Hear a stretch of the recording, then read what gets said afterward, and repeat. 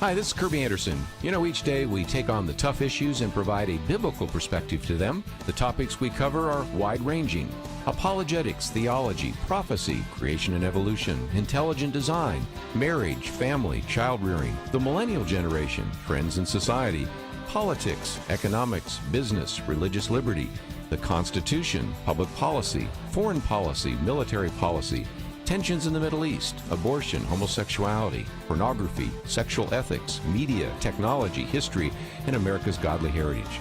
We talk about anything that affects your faith, your family, or your freedom. So don't go anywhere, because Point of View starts right now.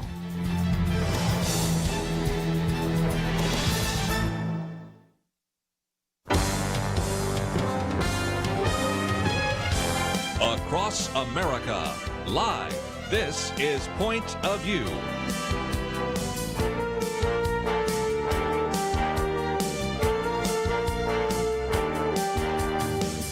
And now, Kirby Anderson. Thank you for joining me. This is the Thursday edition of Point of View. In this first hour today, we're going to look at a couple of issues in the news, especially the hurricane that has crashed into the shores there in Texas and primarily in Louisiana. And then Charles Misraw will be with us. We're going to be talking about kind of the biblical roots of capitalism, a piece that he has posted. A very successful investor over these years, but also took time in the midst of educating many of us about how to evaluate stocks and companies and things of that nature, to also address the issue of capitalism and the idea of capitalism leading to generosity and a variety of other things. So we'll spend some time with him and then get back into the news. Next hour, we'll talk about everything from Encourage TV to a little bit more looking at what took place at the third night of the Republican National Convention. And then in the last hour, Dr. Larry Crabb, of course, author of so many books, Inside Out, probably the best known, but his new book, Waiting for Heaven, will be our conversation. And, of course, we'll be looking tonight for the fourth and final night of the Republican Convention, when we'll hear from the President, Donald Trump, and a number of other speakers, which I will mention later in the broadcast. Okay, Hurricane Laura pounded the Gulf Coast, and in some respects, perhaps the most significant and strongest hurricane ever. You didn't necessarily get that because there's been a lot of focus on other things. In terms of the destruction, we'll see how bad it was, but in terms of the wind speed of 150 miles per hour, for those of you that are listening from other parts of the world, that would be under 240 kilometers per hour. And Louisiana took the brunt of it as it barreled over Lake Charles and really began to affect an industrial area, a casino city of about 80,000 people, and even some low-lying fishing communities.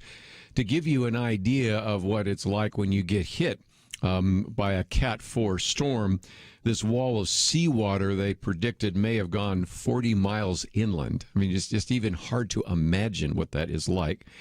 And again, lots of destruction. But so far, at least the news I have, one fatality, which is sad, but a 14-year-old girl died when a tree fell on her home in Leesville, which is really more than 100 miles inland. But as one person put it there, the devastation looks like 1,000 tornadoes went through here, destruction everywhere. As a matter of fact, some people that wrote it out, which they weren't supposed to do, said that the house sounded like a jet engine roared right over the head of them, and some of the houses are totally gone. Some of these, even tall buildings, have had all the windows knocked out and glass and debris. So we'll talk more about that maybe next hour. But in some respects, as devastating as that will be as a hurricane, in terms of loss of life and some of the other disruptions that have happened in other hurricanes, we may not put that in the top 10 list, but we will see because now people are trying to make sense of what has taken place. Did not, before we went any further, try to ignore the third night of the Republican National Convention. We've tried to give you some coverage each night. And the theme certainly seemed to be in the first night, Donald Trump is not a racist. Some of that surfaced again. Some of it on Tuesday night seemed to be saying he's not xenophobic because of various things talking about immigrants. The theme last night, at least part, seemed to be women because you had the governor of South Dakota, Kristi Noem, who gave a very powerful speech about heroes and opposing the mob. You had Senator Marsha Blackburn from Tennessee giving a warning about the radical left. You had Elise Stefanik, who is a representative out of New York, talking about the American dream. Of course, you had White House Press Secretary Kylie McEnany telling her own story about mastectomy. You had the second lady, Karen Pence, talking about the 19th Amendment, and Kellyanne Conway noting that Donald Trump has elevated women to senior positions in business and government. And in matter of fact, she said, for many of us, women's empowerment is not a slogan. It comes from strangers on social media, sanitized language in a corporate handbook. It comes from everyday heroes who nurture us, who actually shape us and believe in us. Kellyanne Conway went on to say, I was raised in a household of all women. They were self-reliant and resilient, and their lives were not easy. Money was tight, but we had an abundance of what mattered most: family, faith, and freedom. And then you also had Laura Trump, who is married to Eric Trump, speak to the whole issue and talked about, if nothing else, she began to realize how the president really did elevate women because he came to her asking her to maybe help reach North Carolina. Talked about under the president's leadership, women's unemployment hit the lowest level since World War II.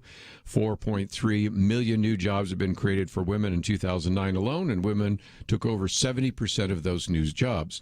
I think she did a pretty good job, but guess what? The only article that I could find, at least on the Drudge Report, that talked about all these women was about Laura Trump. And what was it about? That she had a quote from Abraham Lincoln that Abraham Lincoln didn't say. Really? In fact, I even looked it up because the link goes then to, you can go to Snopes, you can go to PolitiFact. Turns out that Abraham Lincoln didn't say the quote that's been used quite a bit by a lot of people over the last couple of weeks, but he did say something close to it. And if that doesn't give you an illustration of how poorly the press, that is the mainstream kind of liberal press, has covered this, how many women spoke, especially in light of just the 100th anniversary of the 19th Amendment?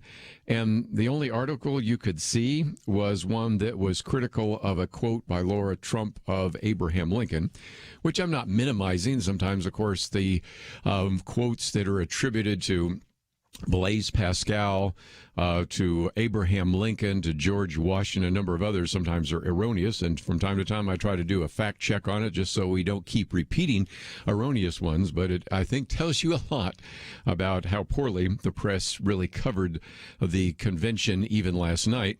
And I thought, just as a footnote, one of the speakers last night was Chen Guangcheng. And if you've ever listened to Point of View, you know that many times we have Reggie Littlejohn on the program. And Reggie Littlejohn, over the years, before he was actually freed, she actually talked about him as a human rights activist. Then, of course, he was freed. She spent time with him as well. And he was brought just to remind everybody that we do have an enemy. It's called China. He said, standing up to tyranny is not easy. I know. When I spoke against China's one-child policy and other injustices, I was persecuted, beaten, and put under house arrest by the government. Tells about how he was able to gain freedom. And he said the Chinese Communist Party is an enemy of humanity. It is terrorizing its own people. It is threatening the well-being of the world. In China, expressing beliefs or ideas not approved by the Chinese Communist Party, that is religion, democracy, human rights, can lead to prison. The nation lives under mass surveillance and censorship. So anyway, if you happened to watch it last night, and I know most of you probably did not, because this has not exactly been a ratings bonanza, either the Democratic National Convention or the Republican Convention, but if you did, and you saw that blind Chinese activist It is somebody that we've talked about many times with Reggie Littlejohn right here on the program. We're going to take a break, and we're going to talk a little bit about capitalism and socialism and some of that, and then we'll come back and focus on the other parts of the Republican National Convention, because lots of conversation last night about civil rights and, of course, a very important speech by the Vice President, Mike Pence. But we need to take a break. We'll come back with more right after this.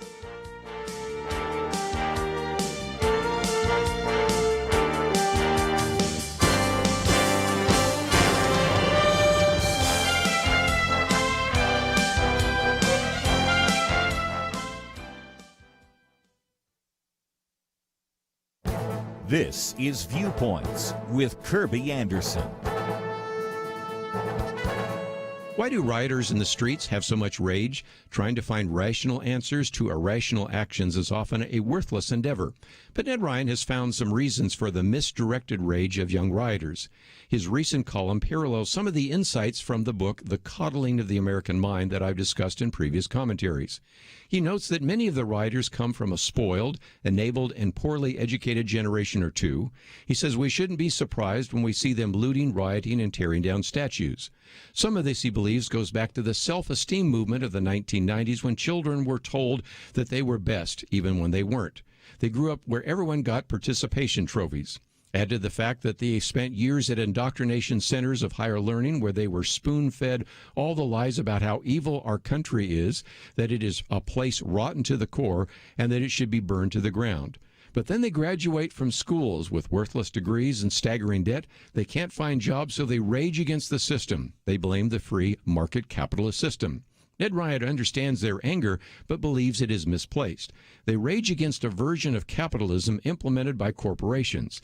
He says that what we have today is crony capitalist system filled with vulture capitalists who manipulate markets and politics to their advantage. They want to burn capitalism and the American society down, but they need to focus their targets and pay closer attention. Their rage, unfortunately, stems from the miseducation they received in school, coupled with the real concerns about crony capitalism that is misdirected at the free market. I'm Kirby Anderson, and that's my point of view.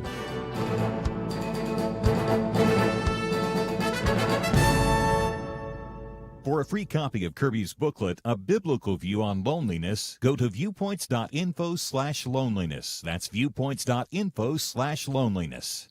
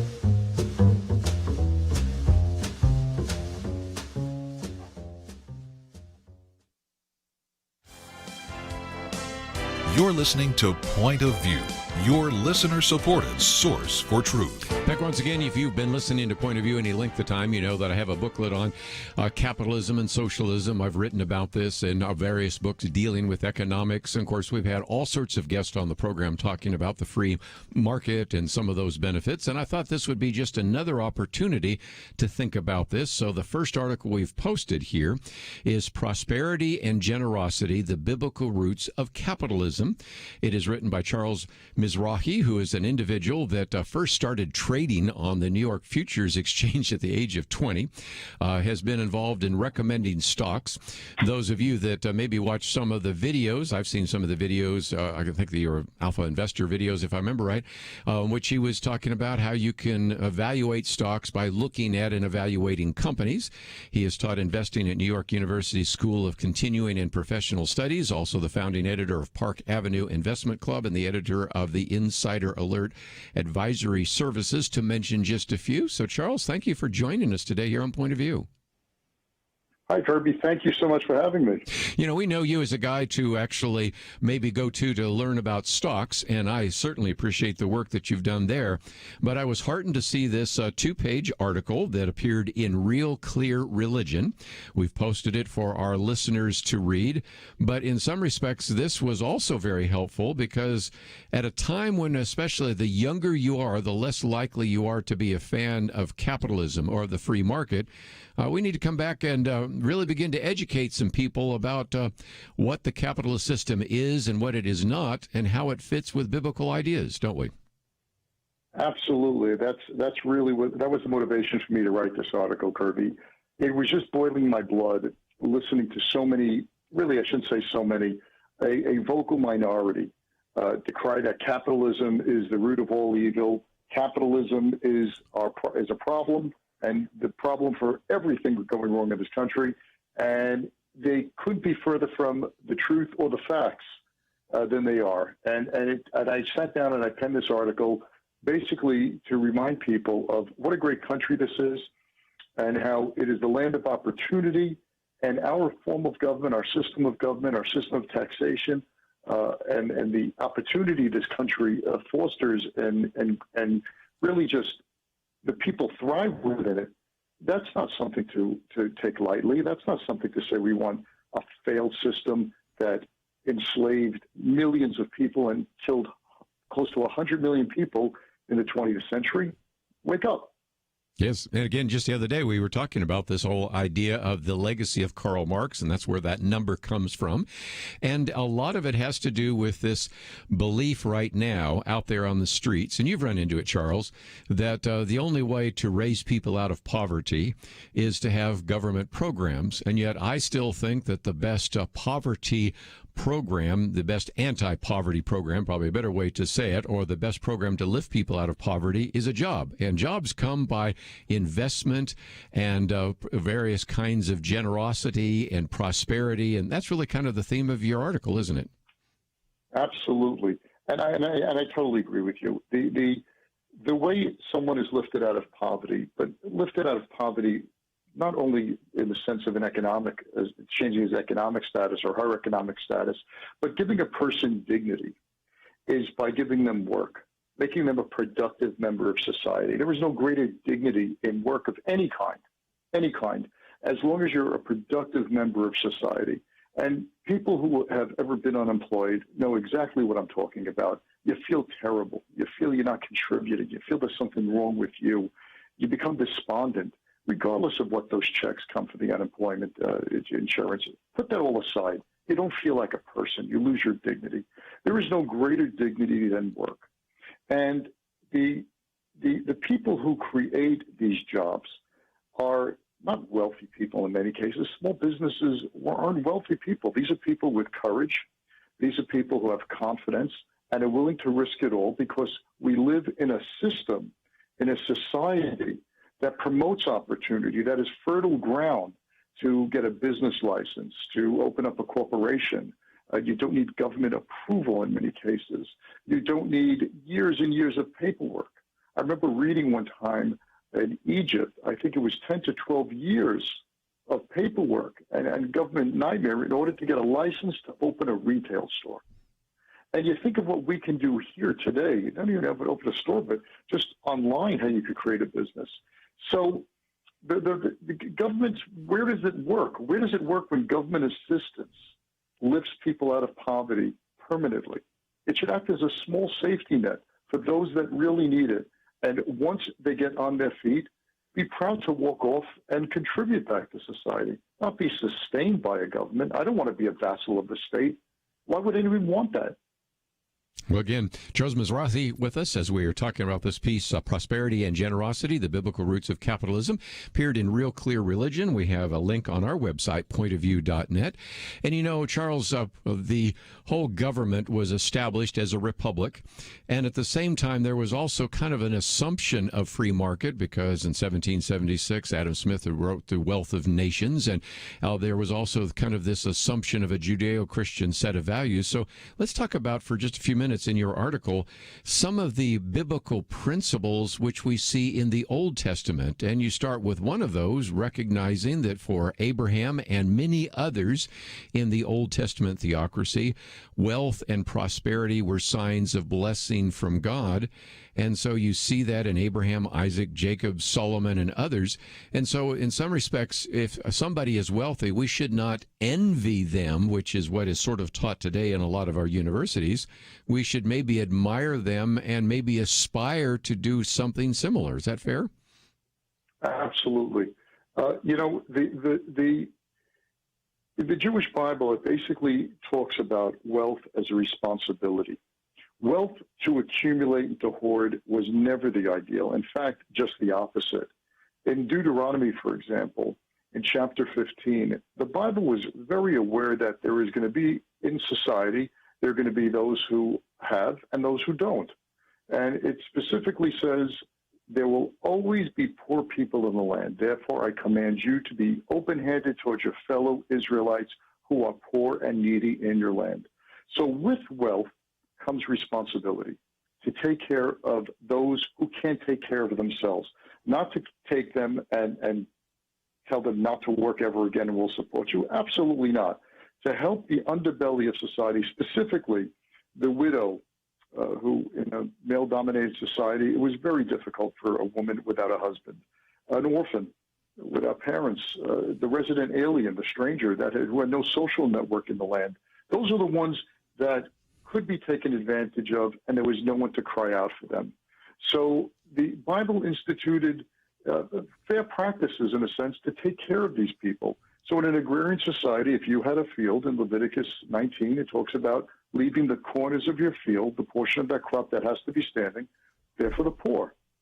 Gleanings, when the ears of grain would fall from the reaper's hand or the sickle while the grain is being gathered during the harvest, you can't retrieve them.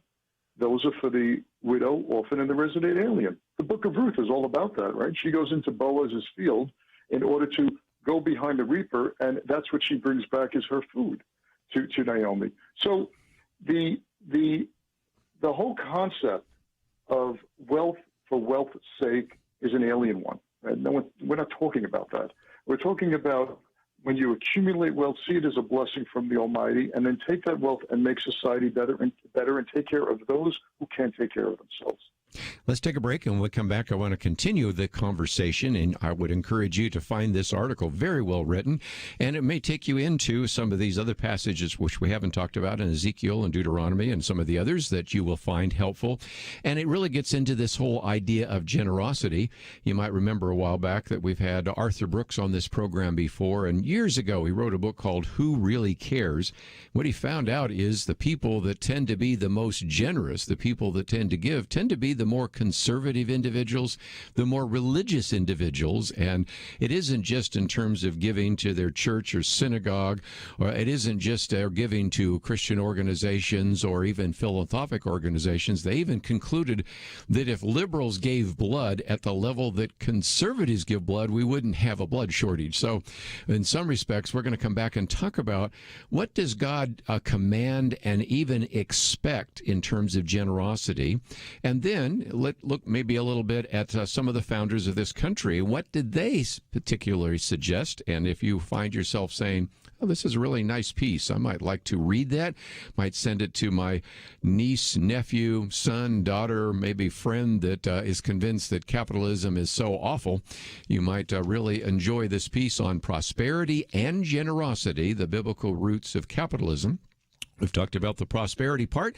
When we come back, we'll talk about the generosity part, and I think you're going to really enjoy the piece that we've posted there for you to use, and I would encourage you to take the time to put it on your Facebook page or send it out as a Twitter post. Get some conversation started, and we will continue our conversation right after these important messages. 2020. It's been a pretty eventful year. We've experienced international tensions over the coronavirus and lockdowns, economic uncertainties, cities overrun by protests, rioting, and looters, and coming soon, a presidential election. Question: where will you get real news, credible opinion, clear biblical thinking on the things that matter most? Answer: Point of View Radio with Kirby Anderson and the team. You can make sure their voices continue speaking loud and clear by taking a moment right now and joining the Truth Team. It is easy, but you do have to visit our website or make a quick call. Go to pointofview.net/team or call 800-347-5151. You have the power to make a difference. Joining the Truth Team can help ensure that millions of people will get a different opinion from the major purveyors of fake news. We don't get big advertising dollars like the networks or tax money like PBS. We depend on you. Pointofview.net/team and 800-347-5151. Point of View will continue after this.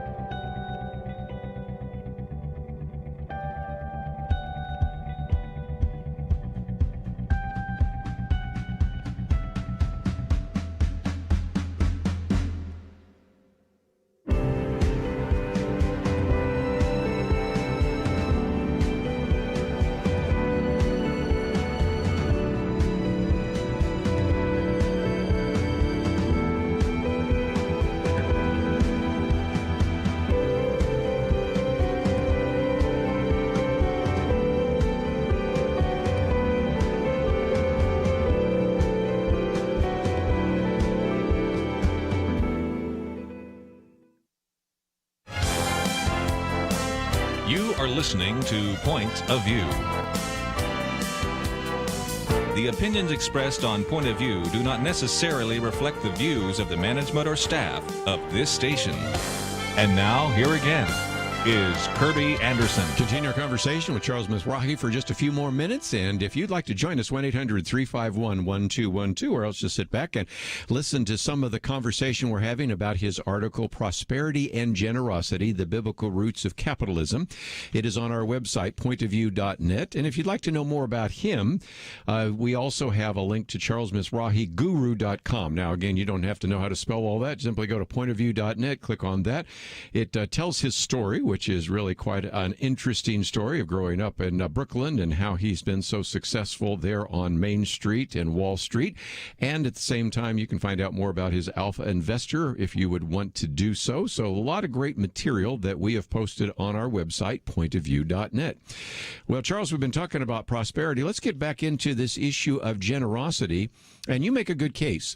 God himself shows generosity. And so in some respects, if we want to follow the example of our Lord and of God, then we should be generous people as well, shouldn't we? Well, absolutely. And the point that I want to make is, this is so important, Kirby, is the Founding Fathers got this. They based this country on Judeo-Christian values. And throughout history of the United States, it was the American people have always been the most generous on the planet. It is the American people that after World War I feed Europe after it's devastated. Woodrow Wilson, president, sends over Herbert Hoover, and he's responsible for feeding tens of millions, over 15 million children, giving them food. We did the same thing after World War II with the Marshall Plan. Europe's devastated. Once again, we provide. Who does that? Who provides food and rebuilds the cities for their enemies?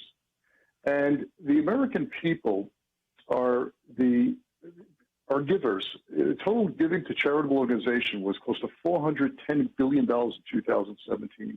And the most amazing thing I found about that is that individuals accounted for 70% of all giving. Yes. So the ethos of giving and caring and being generous is embedded in the American citizen in our country. We're the first to help nations that are in distress. And that didn't come from nowhere. It wasn't. It doesn't exist from nowheresville. It came from a philosophy and an approach and a way of life that is part of the American fabric. And one of the things that you mentioned just in passing, but let me come back to it because it's in your article, the founders, how they understood this. And, for example, you point out that George Washington, on more than one occasion, quotes from the prophet Micah when talking about peace and prosperity. As an individual that has at least one of my graduate degrees from Georgetown University studying American political theory, I can tell you that I could go through a pretty long list of people that have been part of our founding, whether it was Benjamin Franklin, Thomas Jefferson, James Madison, as well as many that perhaps are not as well known, like Benjamin Rush and others, that all really emphasize this idea of generosity. So in some respects, this started at the very beginning. We were not a wealthy nation when it first began. We were a colonial power that had just been really losing most of its financial resources in fighting an American Revolution. And then we were under these Articles of Confederation, and eventually then we have a Constitution. And yet still the emphasis was on generosity. The emphasis was on helping your fellow man and doing what you can to make a difference. And so in some respects, the ideas that we inherited today, even in the 21st century, go all the way back to the 18th century. Don't they? Absolutely. Young people today forget that George Washington was a surveyor, and the reason he was a surveyor is he had so much land holdings from his family and from his, as you know, I don't have to tell you, from his wife's family as well, Martha Custis, and they were very wealthy. Benjamin Franklin retires at around 40 years old, yes. A very wealthy man, and he gives back to society with his inventions and with his diplomacy and his skills. In fact, Benjamin Franklin writes that only rich people should serve in government because they won't be tainted by bribes and other temptations and will do the right thing. So it's interesting. The founding fathers were very practical people, amazing human beings, understood the human condition, and created a framework of opportunity with freedom that the end result, it works. We are the most generous people on the face of the earth. Our country is one of the strongest in terms of our economic power of $22 or $23 trillion in GDP, and $1 trillion and $2 trillion companies are right here in our own backyard. Apple, Google, Facebook, Amazon. They didn't grow up in the Soviet Union or North Korea or Cuba, but right here in the United States. Why is that possible? How is it possible? It's because of the culture of the whole system that was created and handed over to each generation, made a little bit better. And to say that capitalism is the problem, I don't think they're evil. I just think they're misguided. And as a matter of fact, my commentary today is about misdirected rage, because it kind of gets into this idea that when I talk to young people, they get upset about not necessarily capitalism or a free market, but what might be crony capitalism, which is oftentimes where unfair advantages are granted to one corporation over another. And so it hasn't actually been a free market and hasn't been a clean plains, an open playing field. And so in some respects, we need to come back to some of the things that you end your piece on in terms of hard work, investment, even thrift. I mean, the word thrift sometimes isn't even mentioned anymore. And we used to be a nation of savers. We now seem to be a nation in debt. So there are some very important economic principles from the Bible that we should apply today, aren't there?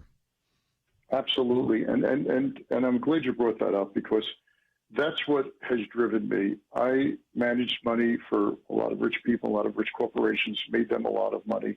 And about 15 years ago, I decided to give, and I started to write newsletters, really taking Wall Street information and bringing it to Main Street. And what motivated me to do that was, growing up, my father was a warehouse manager. We were pretty middle class at best. And my father and mother put us through school, through scholarships, through private school. And life wasn't easy. I do remember how difficult it was, especially growing up in the inflationary period of the 70s and the double-digit unemployment and double-digit interest rates. It was extremely hard to put food on the table. It wasn't easy.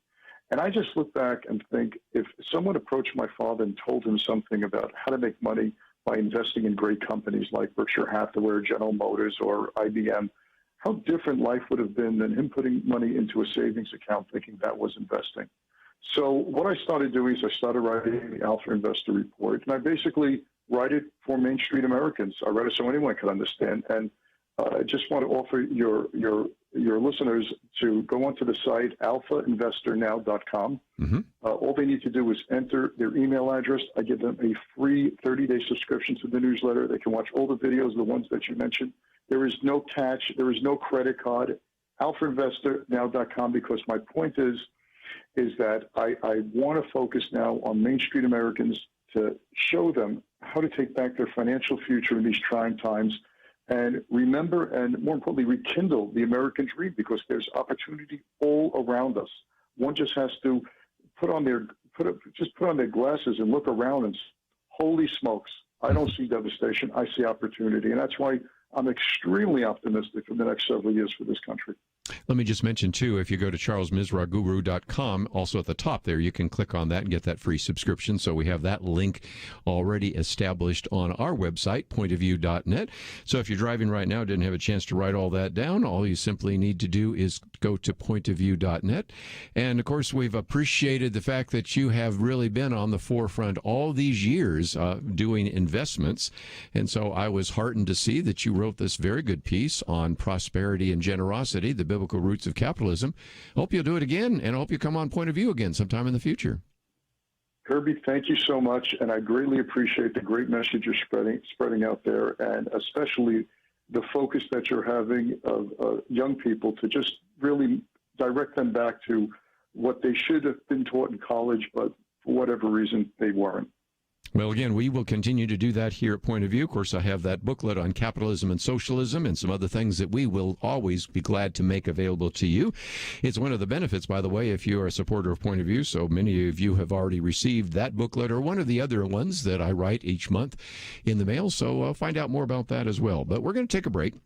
When we come back, I sort of stopped talking about what was happening in day 3 of the Republican convention, and I thought there were just a couple other points, especially when we had some civil rights activists, as well as an individual who has always said I was a Democrat, but have decided to support Trump. In some respects, many people think his particular speech, Jack Brewer's, might have been one of the best. And so a lot of these caught us off guard, so we'll talk about that right after these important messages.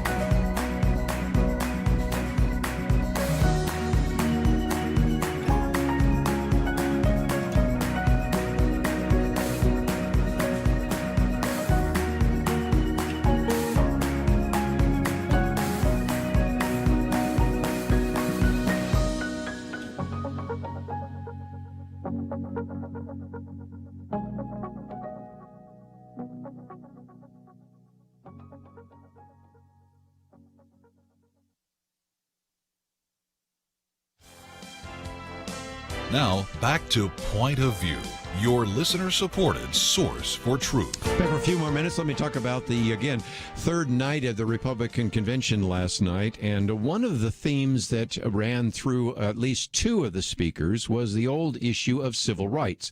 Now, in some respects, they sort of covered a little of that. Is Donald Trump a racist on Monday? And I had some people specifically address that. But then, more to the point, what about people that believe in civil rights or are concerned about Black Lives Matter and those kinds of issues? And so there was a real attempt, at least with two speakers, both African American, as you might imagine, to address that.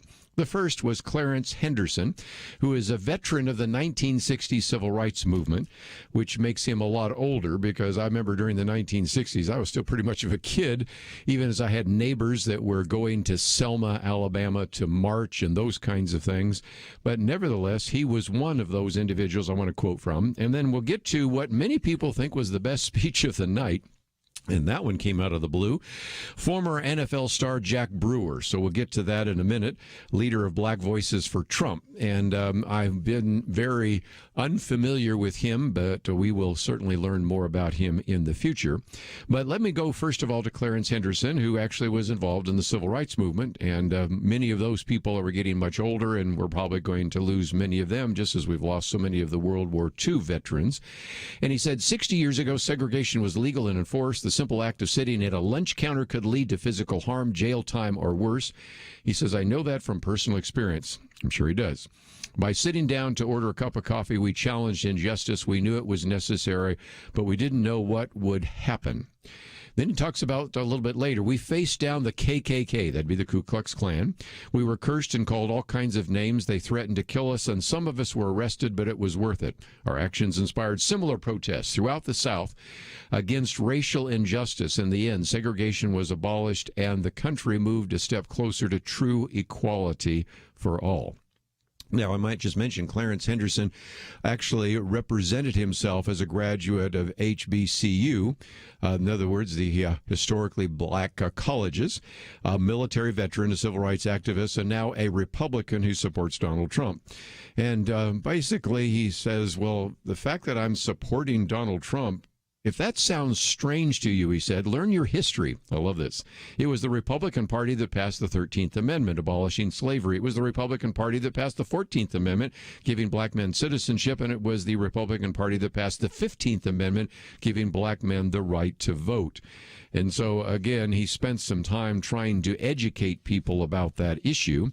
And then that turns us to another individual who now is probably going to get much more press simply because he is part of what they call them Blacks for Trump. And that is an individual who played in the NFL, Jack Brewer.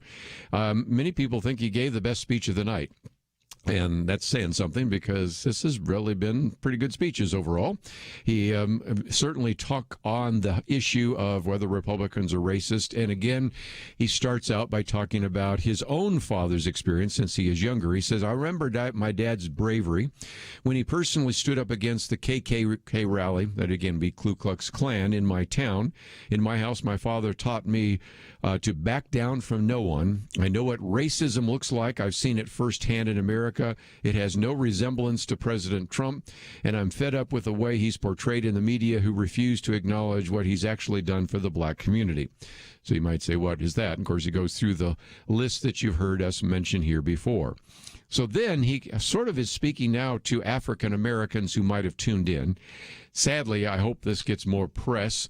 Matter of fact, even past a YouTube video, or I guess it was one from the Hill, of this so people can pass it around, because there were a lot of people that maybe are African American that think they need to vote for Joe Biden, and he really takes them on in this particular quote. Because he said, are we so offended by the president's campaign slogan, Make America Great Again, that we're going to ignore that Joe Biden and Kamala Harris have collectively been responsible for locking up countless black men for nonviolent crimes? Are you going to allow the media to lie to you by falsely claiming that he said that there are very fine white supremacists in Charlottesville? He didn't say that. It's a lie. He takes on the topic we've taken on so many times before, and ignore the so-called Black Lives Matter organization that openly, on their website, he says, called for the destruction of the nuclear family. My fellow Americans, our families need each other. We need black fathers in the homes with their wives and children. The future of our communities depend on it. I'm blessed to be able to run an inner city youth program and also to teach in prisons across America. The inmates in my federal prison program literally receive days off of their sentence just for attending my class. And then finally, he wanted to give a little bit of a history lesson as well to some of the African Americans there listening, or just even some of the others listening. And he certainly spent some time talking about that. He said Republicans are the party that freed the slaves and the party that put the first black men and women in Congress. It's the party of Frederick Douglass and Abraham Lincoln, and now Tim Scott and Donald Trump. Our president has made incredible strides to end mass incarcerations and give unprecedented opportunities for black in America. America, let this election be a call for all God's people who are called by his name to humble themselves and pray together and seek his face and turn from their wicked ways. And then he will hear us from heaven, and he will forgive our sins, and he will heal our land. Amen. And God bless. Pretty good speech. Not bad for a guy that we didn't necessarily even expect to be on the podium, and there he was. Of course, Mike Pence had a chance to speak as well, and next hour I'll get into some of the comments by Mike Pence. But one of the articles I've posted is by Katie Pavlich, who is actually saying that there may be a convention bump.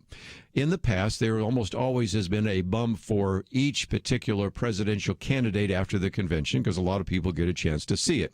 Doesn't seem like there was much of a bump for the Democratic nominees. That would be Joe Biden and Kamala Harris. Looks like so far, and we're only into now the final fourth day, so the bump usually shows up a little bit later, but so far it looks like there has been a bump for Donald Trump and Mike Pence. The Zogby survey, which we used to use all the time, actually has a 52% approval rating for Donald Trump so far. And Paul Bedard even went on to say that buoyed by black and independent voters as well as urban dwellers, we are starting to see that President Trump's approval rating is going up, in large part because people are being turned off to the violence in the street. And so when you start looking at some of these states, and I will go through this more in the next hour since we will be broadcasting to the national hour, you can begin to see that. And one of the individuals that I tend to quote quite often is Nate Silver. Now, philosophically, politically, theologically, we disagree. But that doesn't matter because, if nothing else, he says the fundamentals are improving for Donald Trump. He says the economy is getting better, although that could be threatened by congressional inaction, and COVID cases are going down. And so, again, Nate Silver really points out that this is maybe one of the reasons why the approval rating is going up. Now, if you know anything about Nate Silver, you know that he's supposed to be, quote, on the other side. But I read his book. I've got his book on my shelf, Signal and Noise. And it kind of reminded me, if you ever watched the movie General Patton, remember in the beginning there where General Patton is actually winning there in North Africa as he's fighting Field Marshal Erwin Rommel. He says, I read your book. You know, in other words, I read the book of my enemy. I don't consider Nate Silver an enemy, but I have read his book, and I do read his pieces, and that might be a difference between, say, the left and hopefully you, and that is read widely. Read people that you don't agree with and see what they have to say, because the other side says there's nothing you can add to this conversation. Nate Silver has obviously been somebody that's been very supportive of Barack Obama and Hillary Clinton, but I also tend to believe that he is very good at looking at polls and at statistics. And as a matter of fact, his Signal and Noise is all about how you can kind of find some trends, and he has been a master of doing that. So read widely, read people maybe you won't agree with. You'll learn something. We'll be right back. Sometimes I think about seeds. You ever stop to consider that some seeds become entire trees and some trees grow up and produce fruit? Other seeds become flowers or vines that bring us vegetables or berries. And some trees don't have fruit, but they're just pretty, especially in some parts of the country when it comes to the fall colors. Yes, sometimes my mind goes off like that. And I also think about such things when it comes to the seeds that so many have planted in the quest to impact our nation through Point of View Radio. You may think that your gift is a small thing, but like a seed, it can grow to have an impact beyond your imagination. If you want to see beauty again in America, consider planting a seed today and making a difference by joining the Point of View Truth Team. Get the details today, right now, by visiting pointofview.net/team or call us at 1-800-347-5151. Plant a seed for a great future. Cultivate truth. pointofview.net/team and 800-347-5151. Point of View will continue after this.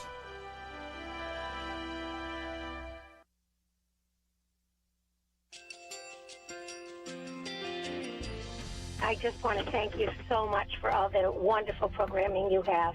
You're just absolutely fantastic. I recently started listening to Point of View, and I really found it interesting because of the different subjects you cover. Thank you for that. I really appreciate everything that you do in keeping us informed. Thank you, Kirby, for everything that you have been doing. I appreciate all the work that you're doing, advocating for the Word of God. Thank you so much. Point of View, I think, is absolutely necessary because it's a Christian perspective, a biblical worldview perspective, and receive very current, up-to-date information about what is really going on, week to week in our culture, which is changing so rapidly, and yet it's morally sliding backwards. Yeah, I'm just, first of all, I thank you guys. Y'all's program is wonderful, and enjoy it every day. I learn so much every time I listen to it. Point of View Radio Talk Show.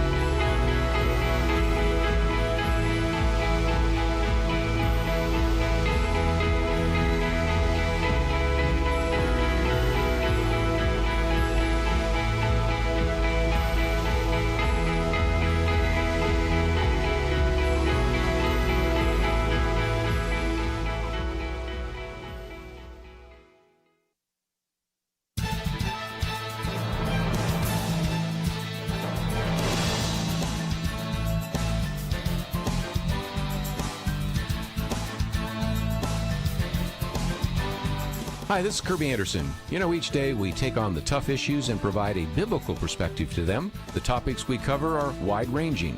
Apologetics, theology, prophecy, creation and evolution, intelligent design, marriage, family, child-rearing, the millennial generation, trends in society, politics, economics, business, religious liberty, the Constitution, public policy, foreign policy, military policy, tensions in the Middle East, abortion, homosexuality, pornography, sexual ethics, media, technology, history, and America's godly heritage. We talk about anything that affects your faith, your family, or your freedom. So don't go anywhere, because Point of View starts right now.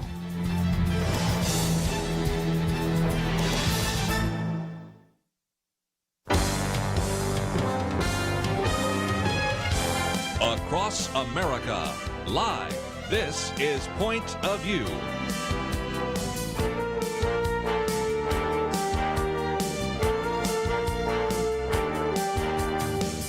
And now, Kirby Anderson. Thank you for joining me. It's the Thursday edition of Point of View, and we're going to be covering quite a bit of things and topics over the next 2 hours, so I hope you'll stay with us for all of that. First off, let me just mention that Hurricane Laura has pounded the Gulf Coast, and perhaps one of the strongest hurricanes ever to strike the United States mainland. 150-mile-an-hour winds.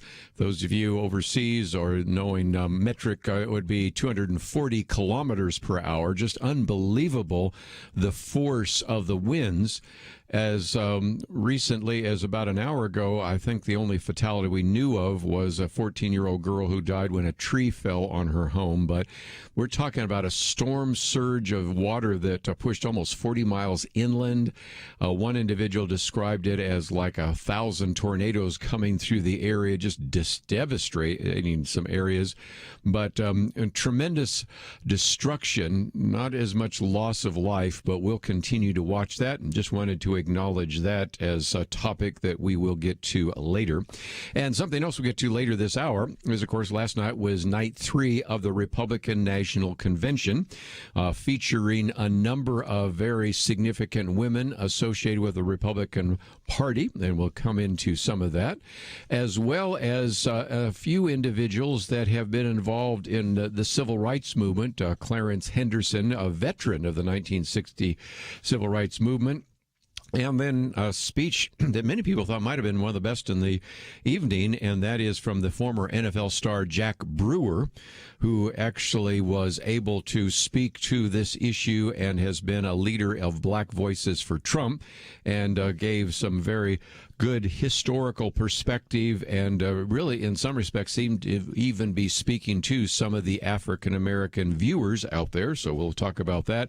And of course, the evening ended with a famous speech by the Vice President, Mike Pence, as he had a chance to speak there from Fort McHenry. And the production values continue to be very high and very good, and so we'll talk about some of that a little bit later. We have a number of articles that we have posted on a variety of topics that we will be addressing, and so that will be the case. Matter of fact, just as a program note, let me just mention that next hour, Larry Crabb will be with us. We'll be talking about his book, Waiting for Heaven. But one of the issues that so many people certainly talk to me about is what is happening in the media. As a matter of fact, this weekend I happen to be speaking at a conference, unfortunately by Zoom, in which we'll be talking about truth in the media, talking about social media and things like that. And I think the big challenge so often we face is when I turn on a television set or get on my computer, what good family-oriented entertainment is out there? What about the things that are going to encourage me and my family in our faith, and also be something that will be useful for us and entertaining for us? So that's one of the reasons why I encourage you to go to our website, because we have a link to Encourage TV. We'll talk more about that in just a minute. But Bridgestone Multimedia Group has announced now a free faith and family family programming channel called Encourage TV. And we want to talk about what that means. But in order to do so, let's bring on an individual that can give us some great perspective on that. And that will be Steve Bolzoni. More than 25 years he's had experience in the film and television industry before joining with BMG. Before that, actually was a vice president for business development at Premier Digital. And even before that, I worked with Take 4 Digital, and is an individual that brings a wealth of experience to this area. So, Steve, thank you for joining us today here on Point of View. Thanks for having me, Kirby. Appreciate it. Talk about this because people on our listening audience so often are saying to me when I go out and meet them, or even sometimes when they call in on the show, there's just not a lot of good things to watch. And now it seems to me that Bridgestone Multimedia Group has provided a free faith and family programming channel. And a lot of people would like to know, well, what is it and how do I connect up to it? Well, I loved your introduction where you used the word encourage a couple of times, because the name of our channel is called Encourage TV. And it stems from the ideals of Bridgestone Multimedia Group. We've been a distributor of content in the CBA and now the CRA for about 30 or 35 years. And BMG has a video library of over 400 feature-length films that are proprietary to us that we distribute worldwide, and thousands of episodes of television content. So we just launched early this year in January, Encourage TV as a free on-demand app that you can watch on Roku and Fire TV through Amazon and Android and YouTube, and it's coming to a bunch of other platforms as well. So we're real excited about it. We've seen some really great early success, and again, we thank you for letting us talk about it. Well, let's talk about the range of it. First of all, I would encourage people right now, just simply go to pointofview.net and then click on that button that says Encourage TV.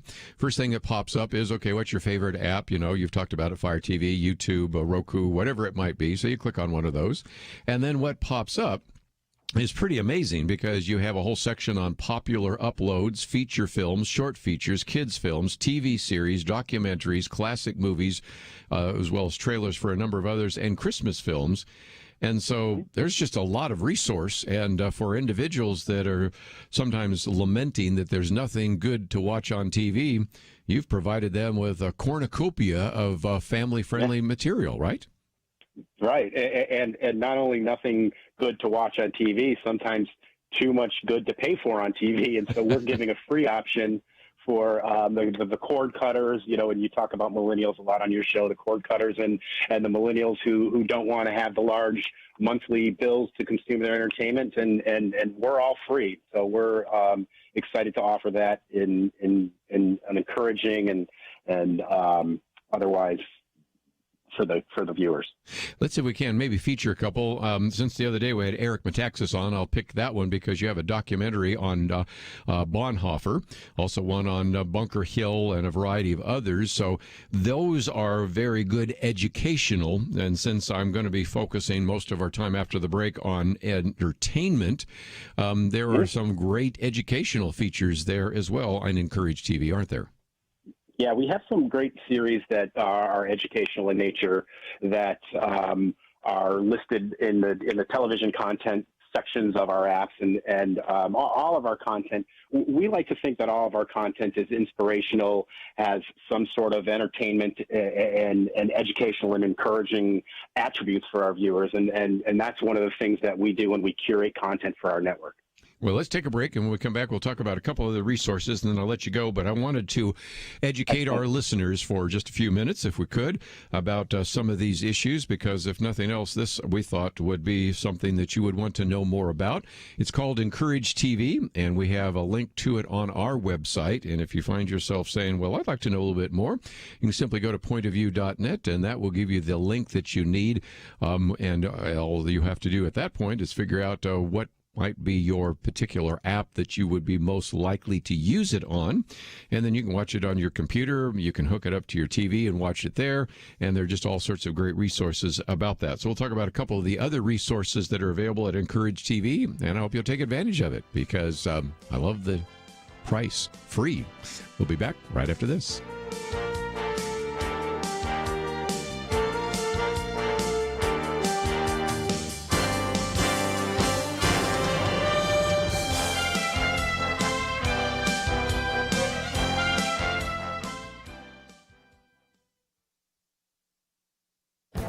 This is Viewpoints with Kirby Anderson.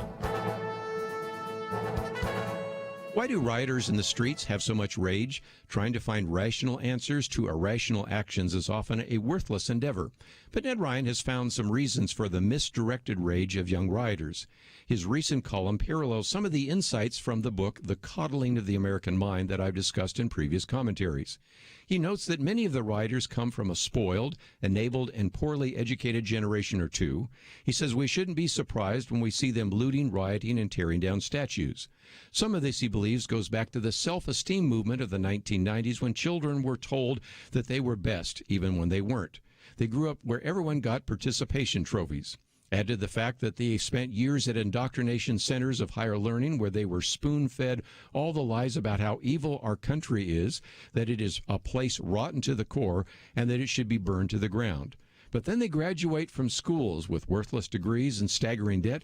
They can't find jobs, so they rage against the system. They blame the free market capitalist system. Ned Ryan understands their anger, but believes it is misplaced. They rage against a version of capitalism implemented by corporations. He says that what we have today is crony capitalist system filled with vulture capitalists who manipulate markets and politics to their advantage. They want to burn capitalism and the American society down, but they need to focus their targets and pay closer attention. Their rage, unfortunately, stems from the miseducation they received in school, coupled with the real concerns about crony capitalism that is misdirected at the free market. I'm Kirby Anderson, and that's my point of view.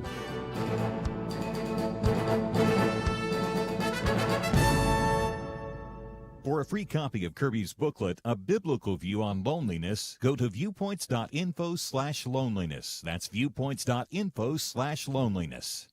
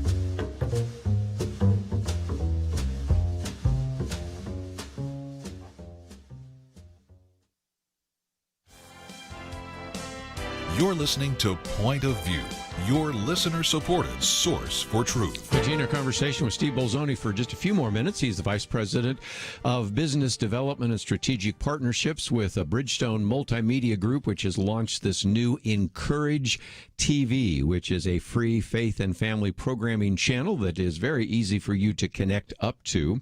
And Steve, one of the things we like to do is promote from time to time really good family-friendly types of films.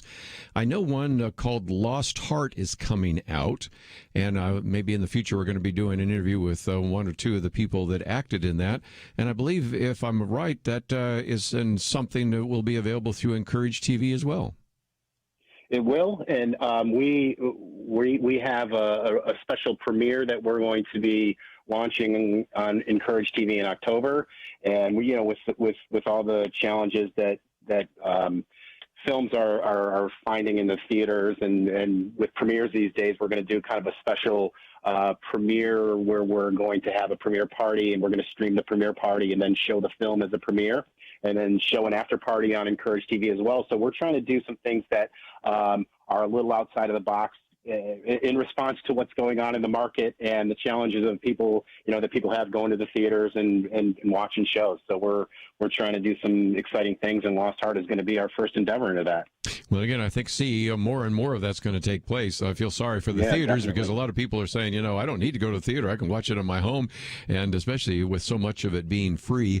A minute ago, I mentioned the documentaries. Let me just skip up for a second before we get into some of the entertainment. Even under your category on TV series, you have the American Heritage Collection. Let me just alert to our listeners out there that are homeschooling, and quite frankly now, not only do we have a lot of people homeschooling, but you're in some cases having your kids in the public schools still online, and so if you wanted to teach some of the history and those kinds of things, discovering America's founders and all of the rest, that is the case. Or even some of us that are really old, and I'm the oldest one around the table here, remember the Roy Rogers series that's part of that as well. So they're just all sorts of incredible resources that I actually am very pleased with. But let's get back to that. I've been featuring most of the things that are documentaries or things that would be good for teaching, but you just got a lot of great family-friendly type of movies that are part of the resources there at Courage TV. Talk about a couple that people need to know about. Yeah, well, I think the family-friendly moniker is something that we strongly believe in and use as our kind of our log line. Everything that we do is family friendly. We get everything approved by the Dove. As a matter of fact, Encourage TV is one of the only channels on Roku that is fully Dove approved. So we've got that seal of approval, and we have all genres available for entertainment. And like you said, Kirby, entertainment.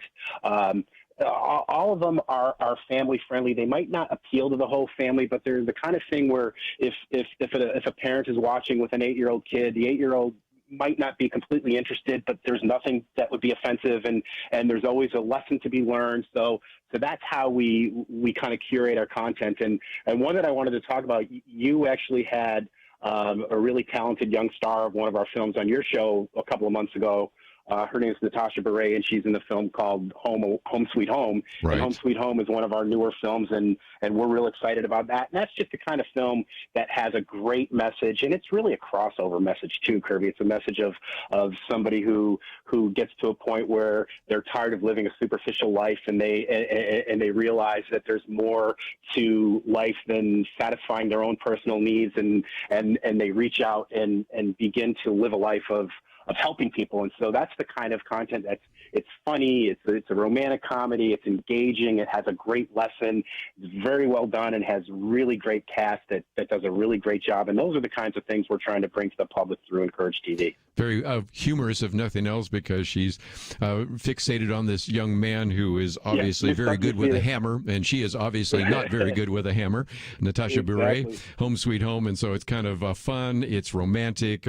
Lots of times people say, well, some of these have kind of a Hallmark feel to them, although this one I think even is better than some of the other ones that we've talked about. So again, they're just some great resources. So one last time before I let you go, because we're going to get back into all the issues in the news, how can people connect up to this? Because you have some great opportunities for people to have access to faith and family programming, and it's free, but what do they need to know, and what do they need to do next? The easiest, simple thing is to go to encouragetv.com, and it will give you options to connect, subscribe, and to view all of our content, and it's all free. Subscribing's free and viewing's free. So that's the way to do it. Well, Steve Bolzoni, thank you very much for putting this together, and thank you for joining us today on Point of View. I wanted our listeners to know they have some options, and I do feel sorry for some of the people in the theater business, because more and more people are going to say, I can see just great films at home on my computer, on my TV, and I can enjoy them and not even have to worry about getting the pandemic or the coronavirus. So thank you so very much for what you've done to make this possible. Thanks, Kirby. Appreciate you having me. We're going to take a break, but just before we do so, let me just give you a little bit of an overview of what's going to take place. First of all, we've posted a couple of articles, and one of those, of course, has to do with this issue of what you might be able to benefit from in terms of Encourage TV. We're going to look at the Republican National Convention, and, of course, we are a little bit premature, but nevertheless, one of the articles I've posted is whether or not there's going to be a convention bump. Now, historically, after a Republican convention or a Democratic convention, usually there's a bump for the presidential candidate. And doesn't seem like there's been much for Joe Biden and Kamala Harris. Looks like there's been some so far. And, of course, we're only into the third day of the fourth day. Sometimes it takes a day or two before you can really discern whether or not there's a bump. But one of the articles I've posted is by Katie Pavlich. The Trump convention bump is already here. And her argument is that we can look at a couple of things, and one of those is the Zogby studies and polls that have been done. And according at least to the survey by Zogby, President Donald Trump is now sitting at a 52% approval rating. Paul Bedard puts it this way: buoyed by blacks and independent voters, as well as urban dwellers shocked by the Black Lives Matter protest violence taking place in some of the cities, President Trump's approval rating has hit a new high, according to a survey which is heavy with minority voters. The latest Zogby Analytics poll actually has Trump's approval at 52%, which is the highest so far. And again, you tend to expect that sometimes after a convention, but that's already happening in the midst of this convention, because this came out, of course, just a few days ago, and already we are starting to see that. The poll came out yesterday, but of course the poll's done before that, so in some respects, who knows where it goes by the end of the week. For those of you that are in some of those swing states, now, Arizona, Biden 49, Trump 47. Florida, Biden 49, Trump 46. Michigan, Biden 50, Trump 44. Still very significant difference there. North Carolina, Biden 48%, Trump 47%. Pennsylvania, Biden 49%, Trump 46%. Wisconsin, Biden 49%, Trump 44%. Again, a little bit of a gap. But it has been interesting to see how that movement has taken place. And some of those are at least within the margin of error. And one of the people that looks at these polls with, I think, a great deal of discernment is a man by the name of Nate Silver.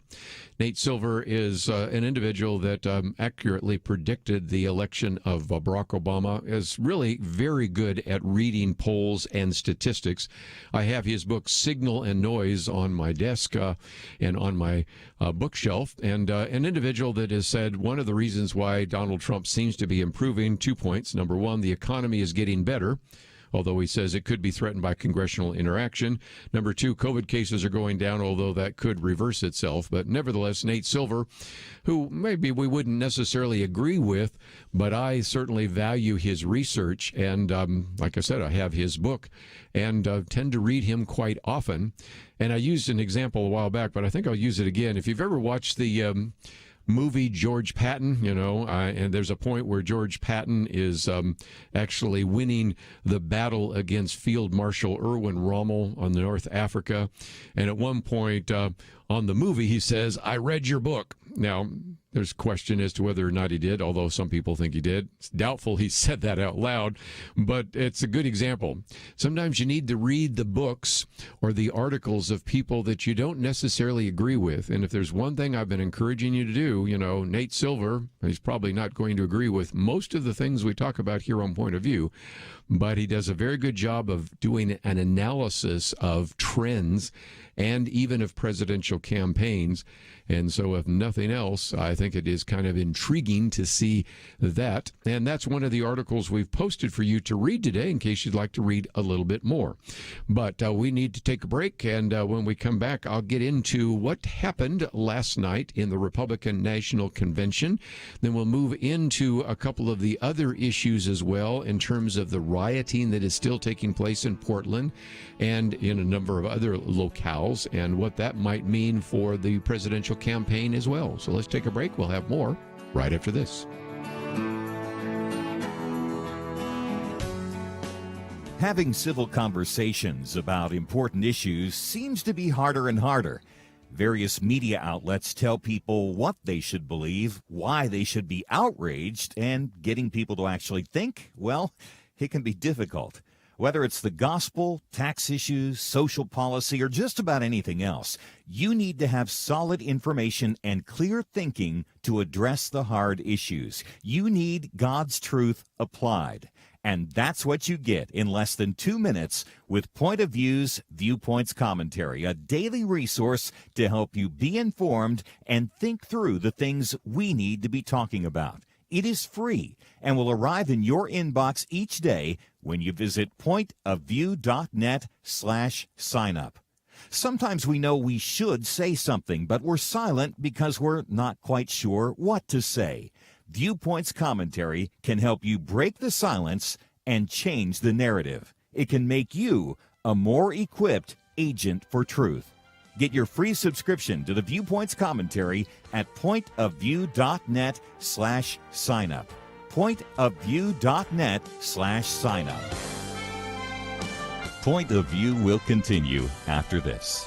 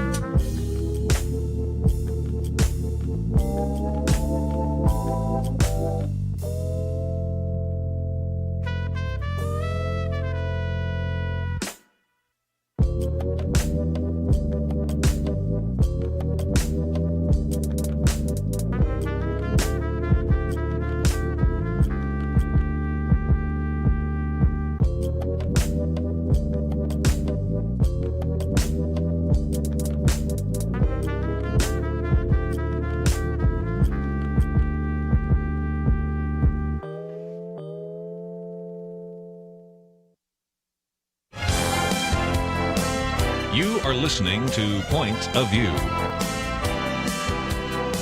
The opinions expressed on Point of View do not necessarily reflect the views of the management or staff of this station.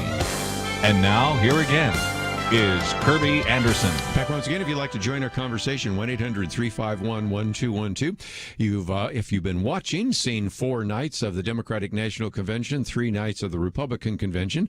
I suspect a good number of you have not been watching, and that is illustrated by the fact that those particular numbers are really down, and no surprise about that, because after all, it's a virtual convention, and there are also maybe a lot of people that are just sort of apathetic after all the things they've been through with the pandemic and the lockdowns and the protest and the riots and everything else. I understand that, although I will give credit to the people that have put together the Republican Convention. I think, if nothing else, they may have already planned this, or else they learned by watching the Democratic Convention to say giving speeches in an empty room or a nearly empty room is not working so well.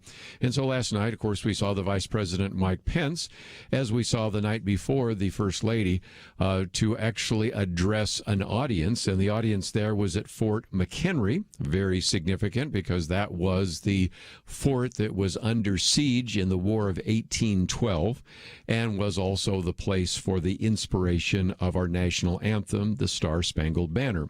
So Vice President Pence spoke last night, had a bit of a crowd there, and of course you also will know that tonight, as he will be speaking to an audience on the South Lawn, President Trump will be there, and I know Kelly Shackelford will be one of the people sitting there, and then will join us tomorrow in our Friday weekend edition. We'll have Dr. Merle Matthews and Kelly Shackelford with us as well.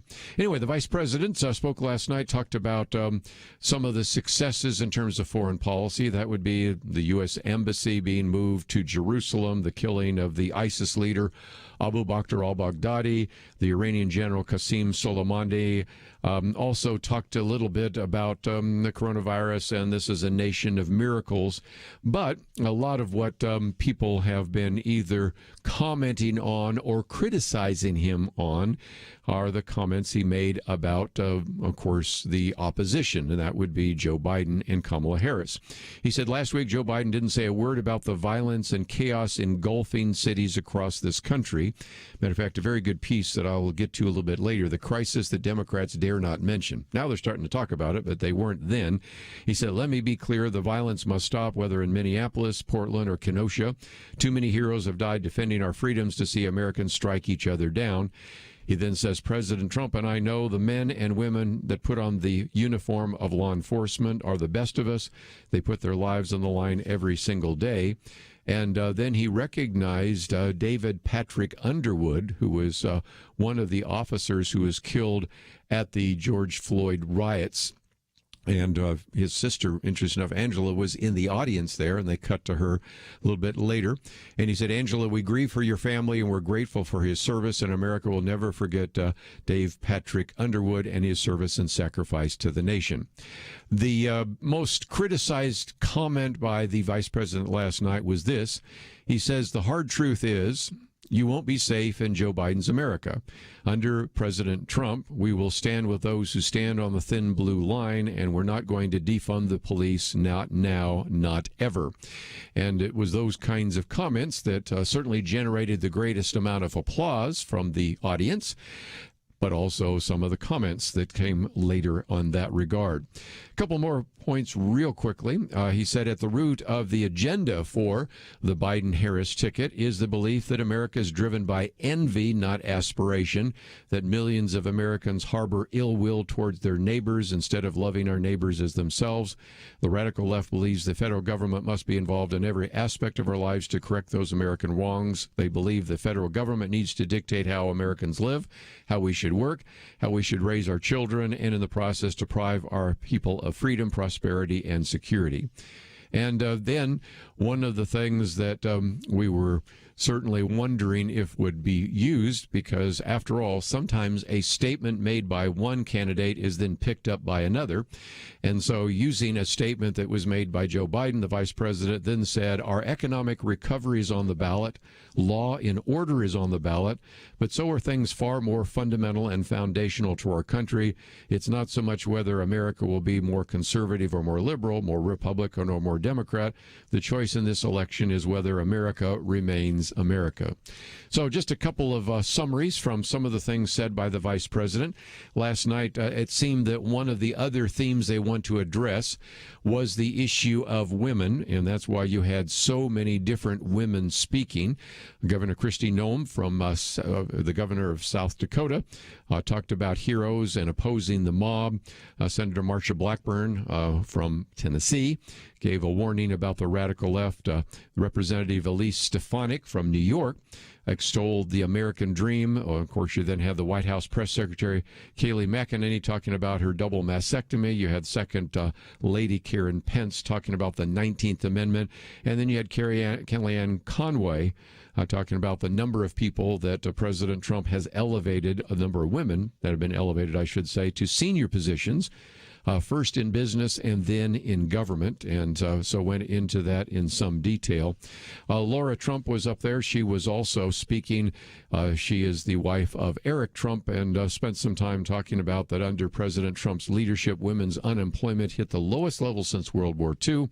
4.3 million new jobs created for women in 2009, and women took over 70% of those new jobs. But I think it would also be worthwhile mentioning that there was a real emphasis, maybe returning back to the theme on Monday, on civil rights. And two individuals I thought I'd highlight before we take the break. Clarence Henderson, who was a veteran, he said, of the 1960s civil rights movement, and then a former NFL star, Jack Brewer, who is actually the leader of what is called Black Voices for Trump. Clarence Henderson, being a civil rights leader, said that 60 years ago, segregation was legal and enforced. A simple act of sitting at a lunch counter could lead to physical harm, jail time, or worse. He says, I know that from personal experience. By sitting down to order a cup of coffee, we challenged injustice. We knew it was necessary, but we didn't know what would happen. He talks about facing down the KKK, the Ku Klux Klan. He talks about being cursed and called all sorts of names. But then identified himself as a graduate of HBCU, which stands for the Historically Black Colleges and Universities, also a military veteran and a civil rights activist, and then said that he supports Donald Trump. And then took on this kind of history lesson. He said, if that sounds strange to you, learn your history. It was the Republican Party that passed the 13th Amendment abolishing slavery. It was the Republican Party that passed the 14th Amendment giving black men citizenship. And it was the Republican Party that passed the 15th Amendment giving black men the right to vote. And so he went through some of the things that Donald Trump has done and then kind of concluded by simply saying these achievements demonstrate that Donald Trump truly cares about black lives. His policies show his heart. He has done more for black Americans, he said, in 4 years than Joe Biden has done in 50. And this is America I was fighting for 60 years ago. This is the America Donald Trump is fighting for today.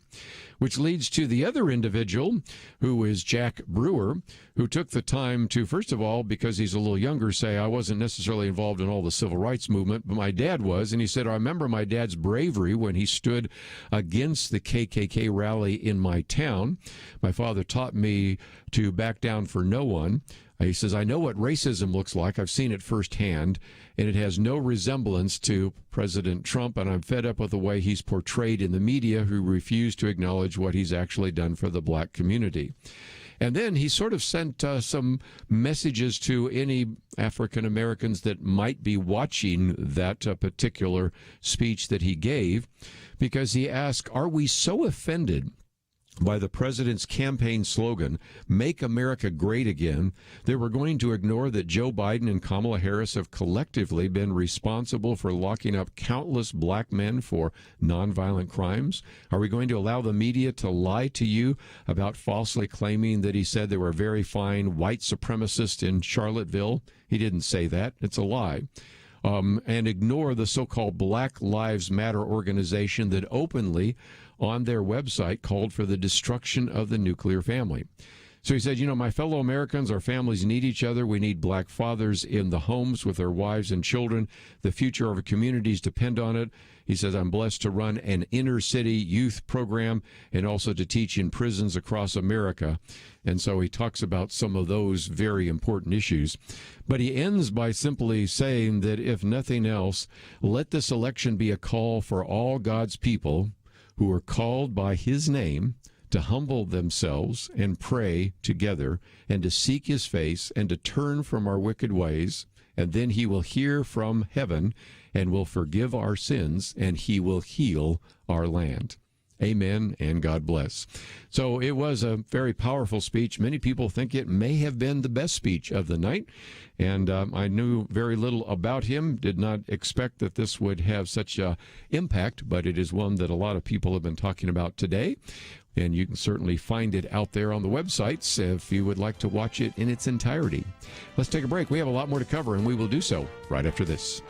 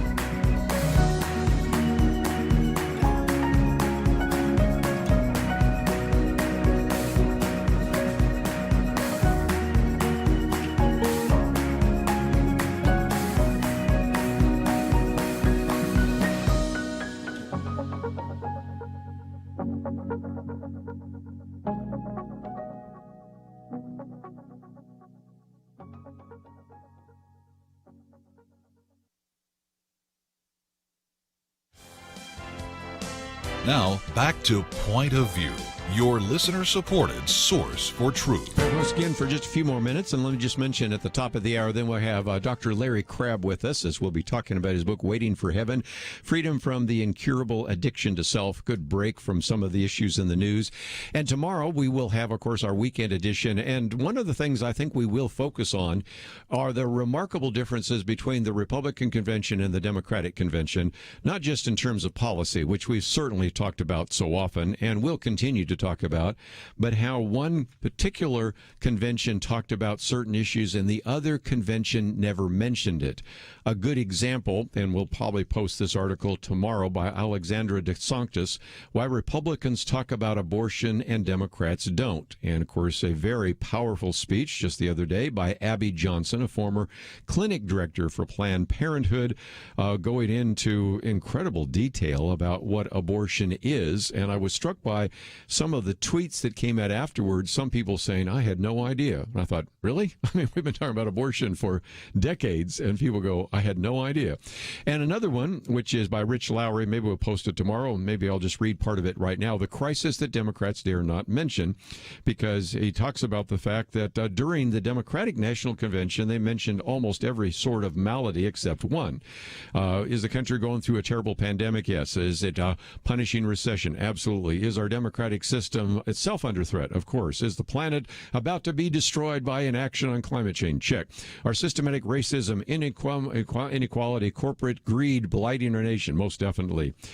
One got left off, and that was, of course, after 4 nights and 8 hours of programming, nobody mentioned, not the community activists, not the mayors, not the governors, not the former presidents, the first ladies, anybody on what? The conflict in the streets, which has gotten more intense. It was kind of interesting because one of the criticisms of the vice president is, well, he really hasn't been mentioning what's going on in Kenosha. Well, I think he sort of implied it, and of course everybody else has been talking about it, and front and center they have been talking about it. And of course they also mentioned the hurricane and a number of other things. But part of the problem, I think, of people jumping to conclusions is we don't have all the facts. And now it has been revealed by the Wisconsin Justice Department that Jacob Blake, who was shot in the back, had a knife in his possession and actually was on the driver's side floorboard. So that doesn't necessarily justify the actions that were taken, but it gives us an illustration that there was a lot more going on. We now have seen other videos, and if you go back to the Kenosha police scanner audio, it confirms that Blake was named as an individual who's not supposed to be at the property, had taken the complainant's keys and was refusing to give them back. Also, there was an alert on this for a 99 for this subject, which is, of course, an outstanding arrest warrant.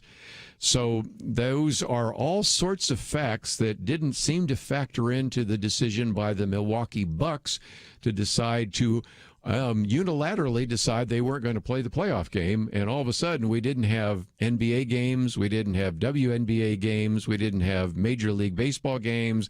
We didn't have Major League Soccer games. All because I think some of the facts, which sometimes you have to wait to get, just were sort of ignored.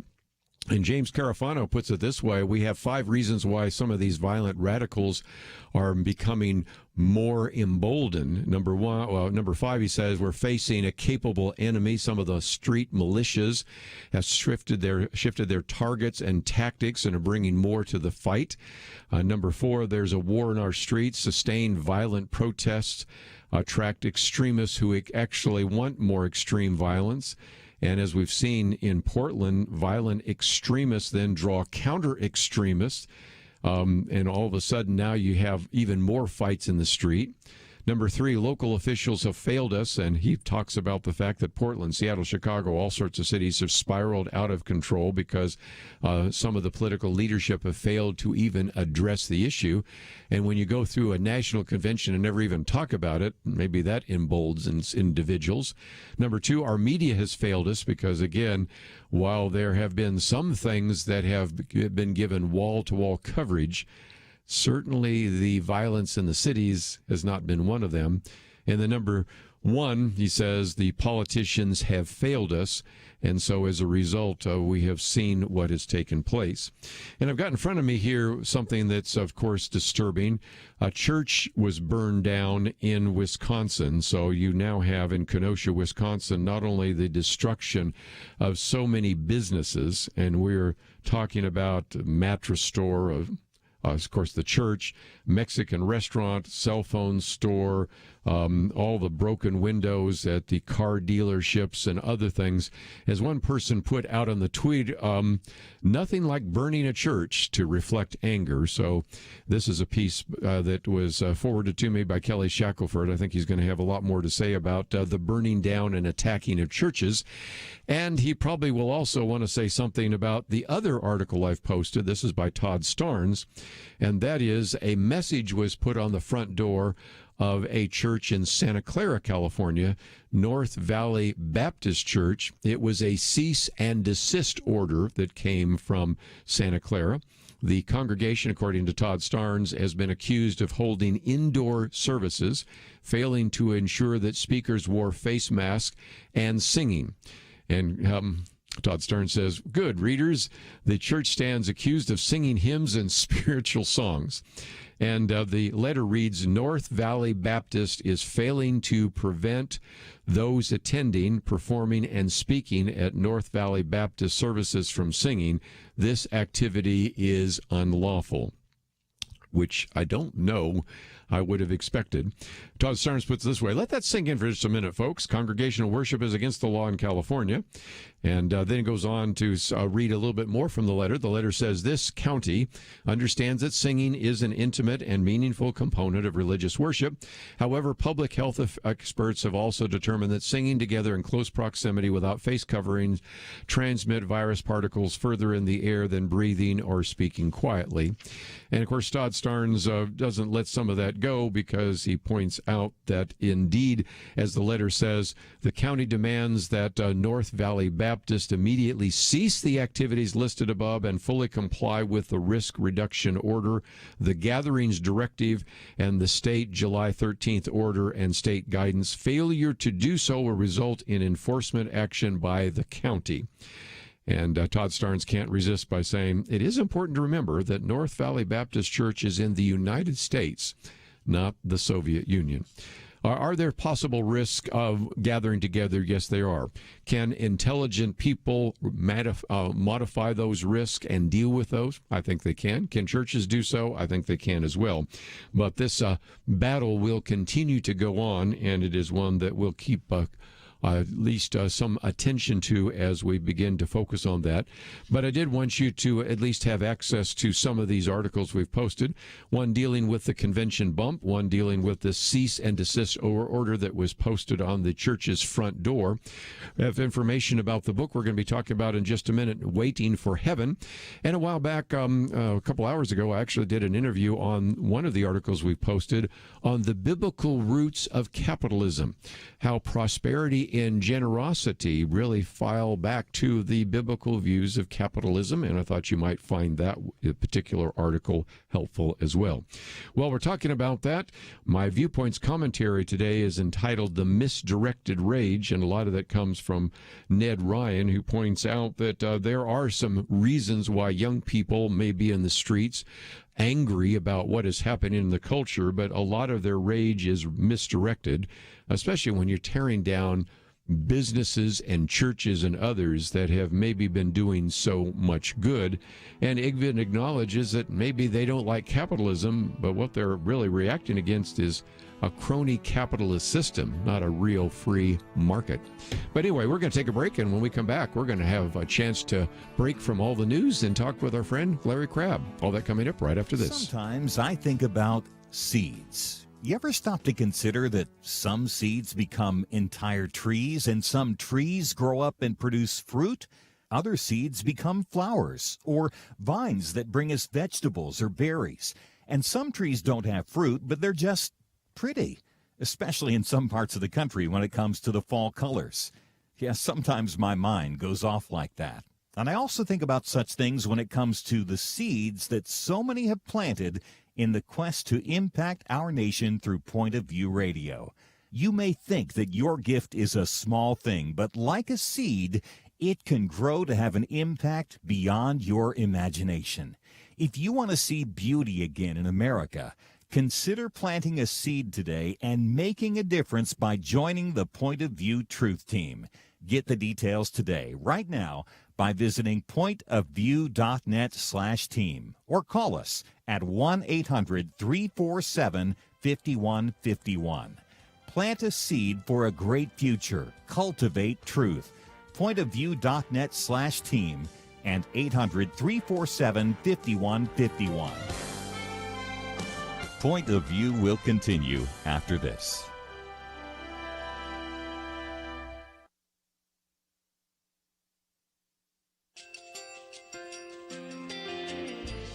I just want to thank you so much for all the wonderful programming you have. You're just absolutely fantastic. I recently started listening to Point of View, and I really found it interesting because of the different subjects you cover. Thank you for that. I really appreciate everything that you do in keeping us informed. Thank you, Kirby, for everything that you've been doing. I appreciate all the work that you're doing, advocating for the Word of God. Thank you so much. Point of view, I think, is absolutely necessary because it's a Christian perspective, a biblical worldview perspective, and receive very current, up-to-date information about what is really going on, week to week in our culture, which is changing so rapidly, and yet it's morally sliding backwards. Yeah, I'm just, first of all, I thank you guys. Y'all's program is wonderful, and enjoy it every day. I learn so much every time I listen to it. Point of View Radio Talk Show.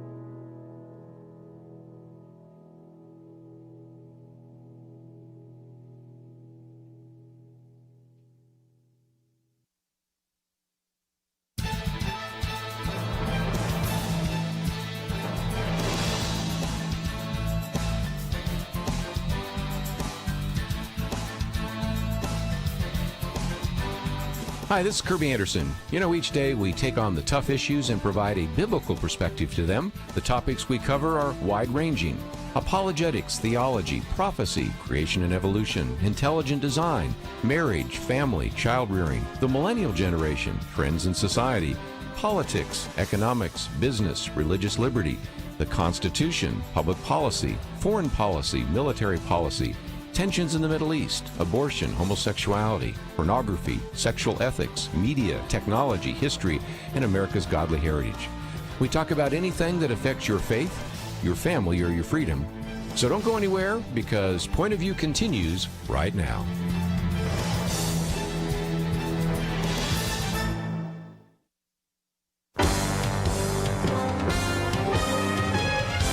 Across America, live, this is Point of View.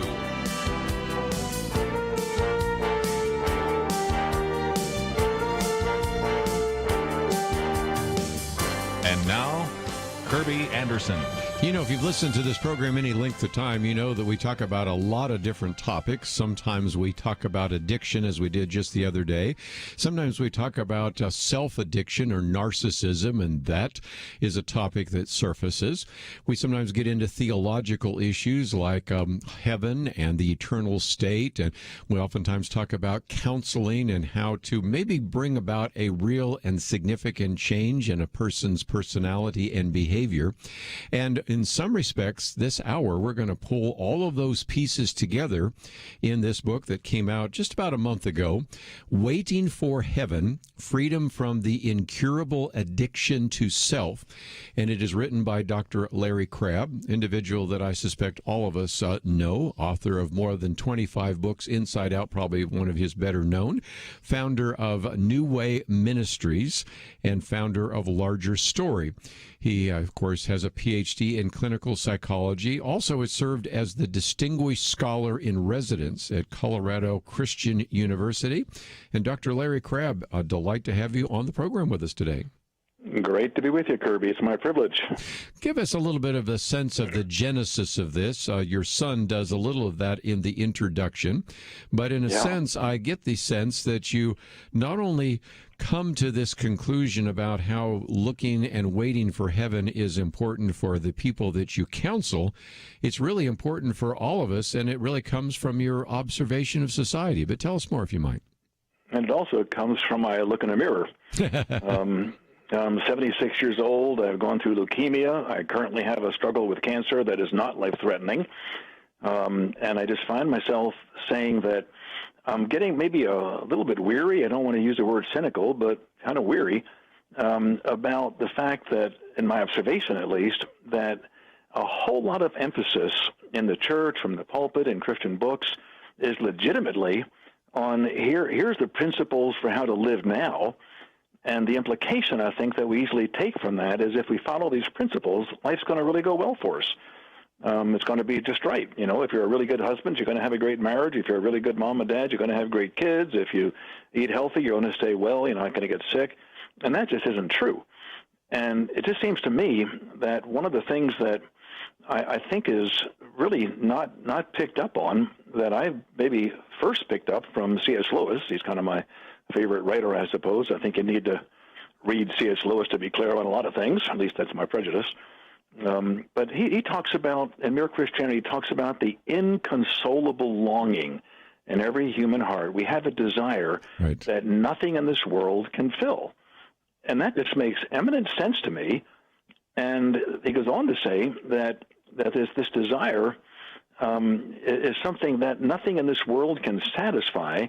Therefore, we need to consider that maybe we were made for another world. And I don't hear, at least in my exposure, I'm sure there's exceptions to this, but I just don't hear a real focus on waiting for heaven and saying, you know, if you eliminate heaven, if you don't believe in heaven, I don't really see much of a point to Christianity. But if you do believe in heaven, then I see nothing but Christianity as the point. And that's kind of been my way of thinking, that I haven't heard much talking about heaven. And looking back on, I've done a fair amount of preaching, and I'm not sure when I've been preaching much about heaven. And I thought, well, the Bible talks about it a lot. Peter even says in 1 Peter, you know, fix your entire hope on life going well? No. Fix your entire hope on getting over your cancer? No. Fix your entire hope on what's going to be revealed when Jesus comes back. And so it just seems to me that this needs to be a real focus.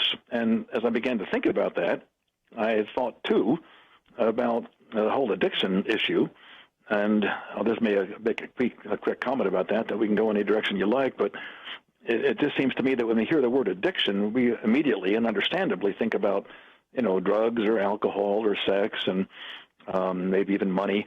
But I really believe that the core addiction we have is what Luther said: we're all addicted to ourselves. That there's just a fundamental narcissism, which you mentioned, I think, quite accurately.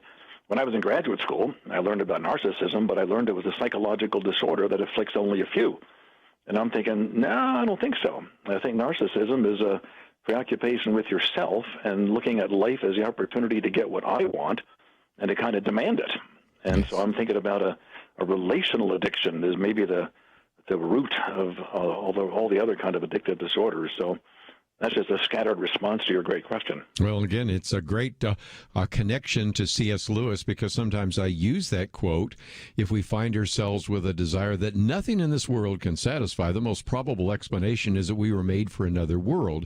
And that is always a good use of quote from C.S. Lewis when we're talking, and when I'm talking with atheists, because you can meet the physical needs. We've got a dog at home right now. In the past, we had cats, but, I don't know what dog contentment or cat contentment looks like, but they look pretty content. You can meet the physical needs of human beings, and they wander this planet looking for more. And of course, what they're looking for is heaven. And let me just mention, the book is entitled Waiting for Heaven. It's out now, and you probably could find it in your local bookstore, but we have a link so that you can find it in case you can't find it and would like to read it. It is available, of course, now because it's come out in July, both in paperback and Kindle. 15 chapters. Part 1, useful waiting. Part 2, difficult waiting. Part 3, powerful waiting. And the first part that you make is this idea of self-addiction. But I didn't get far into this book. Dr. Larry Crabb, before I go, was Paul addicted to himself? That's the second chapter. And you take us into the book of Romans to address that issue, don't you? Well, I do take the position that is not universally agreed upon, but a whole lot of Bible scholars that are far more scholarly than I am. By the way, you introduced me as a distinguished scholar in residence at Colorado Christian University. I'm not distinguished. I'm not really a scholar. I'm not even in residence in Colorado anymore. So that's well, you were for 24 years anyway. I was for 24 years, so I guess it's okay. Yeah. But your question again, I got myself sidetracked. Oh, that's okay. Maybe we'll take a break and we'll come back and get into whether or not Paul was addicted to himself, because if the Apostle Paul was addicted to himself, then I think we can all say that we were as well. And that really takes us into, of course, Romans 7, so we'll get into that in just a minute. Absolutely. And also this idea of self-addiction, because if indeed we understand that, then in some respects it connects up to all the other addictions we're talking about. So if you find yourself saying you want to get this book, we do have information about it on the website. You can be looking for it in your local bookstore, but I think this one would be probably easier for you to be able to purchase. It is available both in paperback and Kindle. And at the same time, we also, of course, have some other information about Larry Crabb in case you would like to know more about him or many of his other books. So let's take one of those breaks, and then when we come back, we're going to get into this in more particular detail, because if self-addiction is true, I think that it is, it leads to all sorts of other particular addictions or even sins that cause and affect not only the non-Christian world, but the Christian world. And he talks about the fact that our self-protection then keeps from hurting our self-procurement, angling to enhance our self-esteem through others, and our self-preservation techniques, which manifest themselves in relational sin. So we'll talk about what that means, and we'll get into the idea of casual Christianity and counterfeit Christianity and much more. So we have a lot to cover with Dr. Larry Crabb, and we will do so right after this.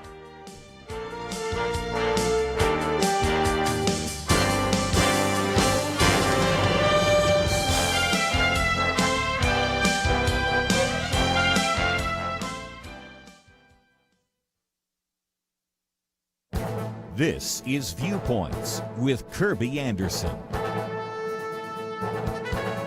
Why do rioters in the streets have so much rage? Trying to find rational answers to irrational actions is often a worthless endeavor. But Ned Ryan has found some reasons for the misdirected rage of young rioters. His recent column parallels some of the insights from the book The Coddling of the American Mind that I've discussed in previous commentaries. He notes that many of the rioters come from a spoiled, enabled, and poorly educated generation or two. He says we shouldn't be surprised when we see them looting, rioting, and tearing down statues. Some of this, he believes, goes back to the self-esteem movement of the 1990s when children were told that they were best, even when they weren't. They grew up where everyone got participation trophies. Add to the fact that they spent years at indoctrination centers of higher learning where they were spoon-fed all the lies about how evil our country is, that it is a place rotten to the core, and that it should be burned to the ground. But then they graduate from schools with worthless degrees and staggering debt. They can't find jobs, so they rage against the system. They blame the free market capitalist system. Ned Ryan understands their anger, but believes it is misplaced. They rage against a version of capitalism implemented by corporations. He says that what we have today is crony capitalist system filled with vulture capitalists who manipulate markets and politics to their advantage. They want to burn capitalism and the American society down, but they need to focus their targets and pay closer attention. Their rage, unfortunately, stems from the miseducation they received in school, coupled with the real concerns about crony capitalism that is misdirected at the free market. I'm Kirby Anderson, and that's my point of view.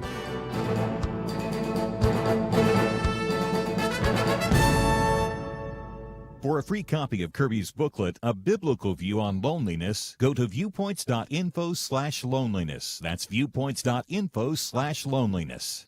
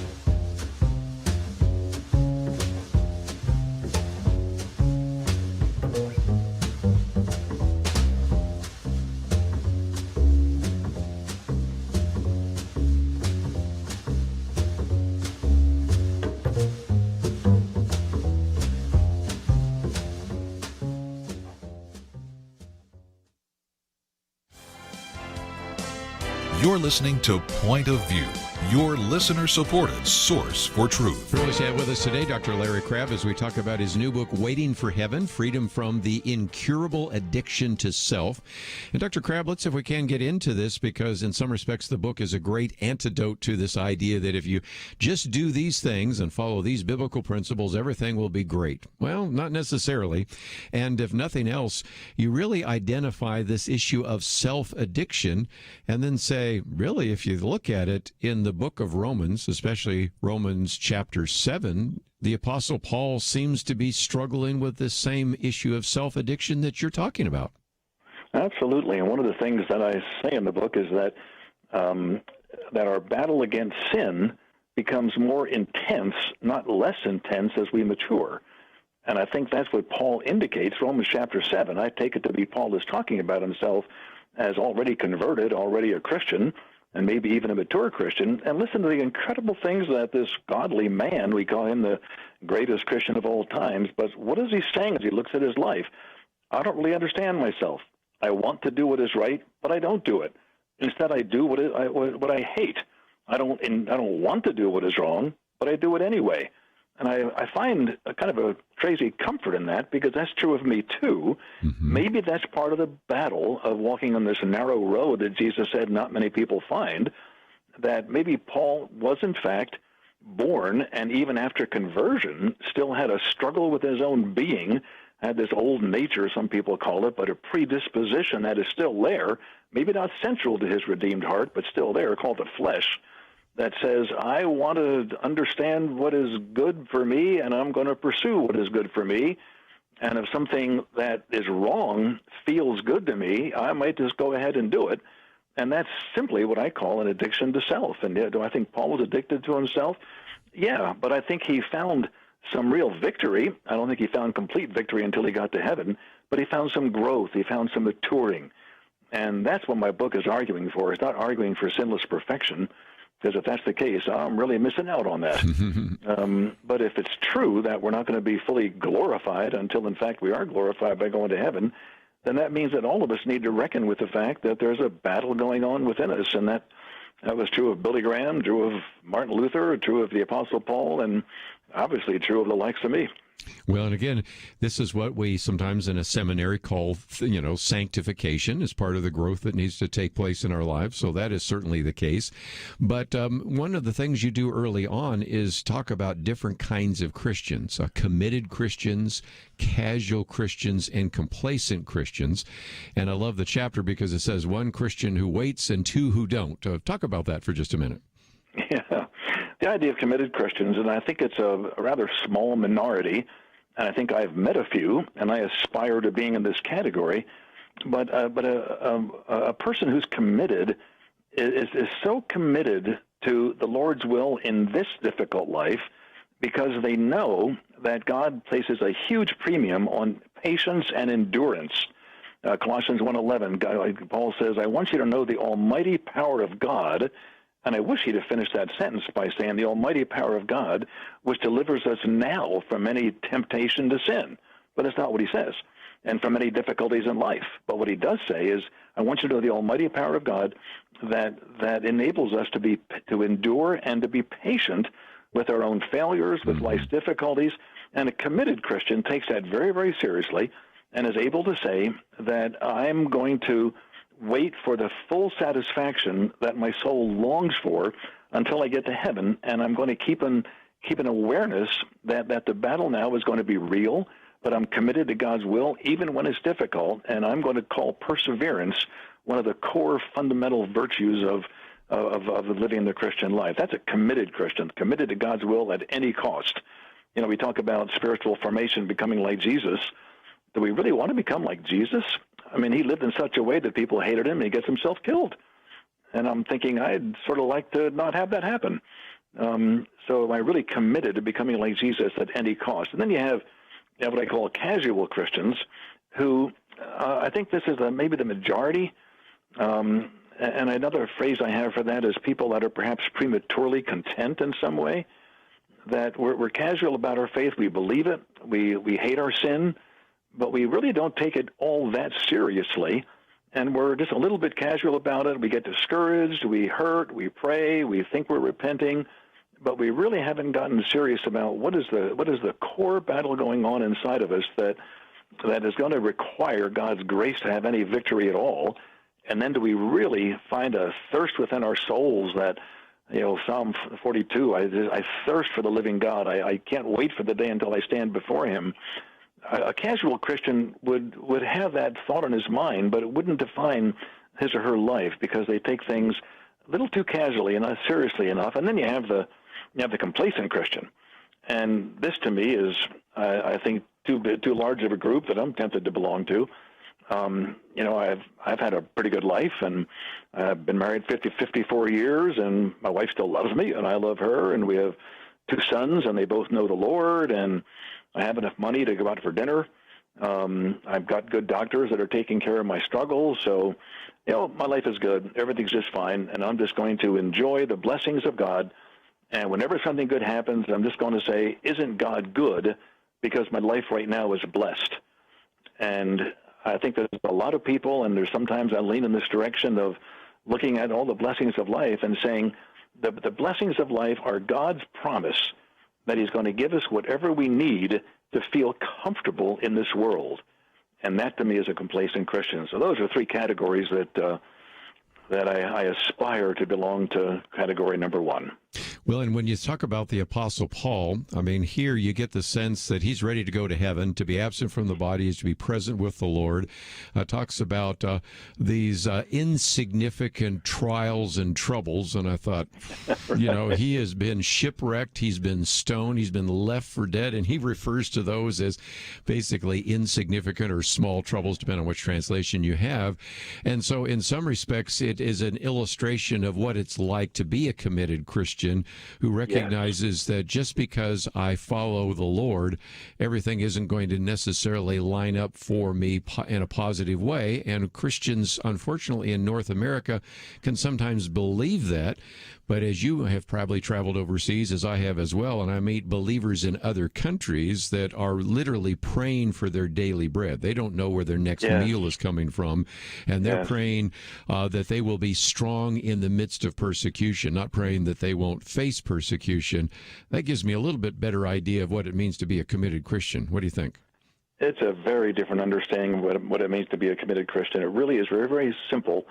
It seems to me, for American people who generally live in some level of wealth in comparison with the people that you're speaking of, it's very well to become complacent about that and to assume that that is what Christianity is really all about, and that's what makes God good. I remember years ago when I was just a young guy, I was at a little church, and a fellow came up to me who was older, my senior by some years, and he just said to me before the church service began, he said, "Larry, I just want to share with you, my son just got a great raise in his job. He's making a lot of money now. Isn't God good?"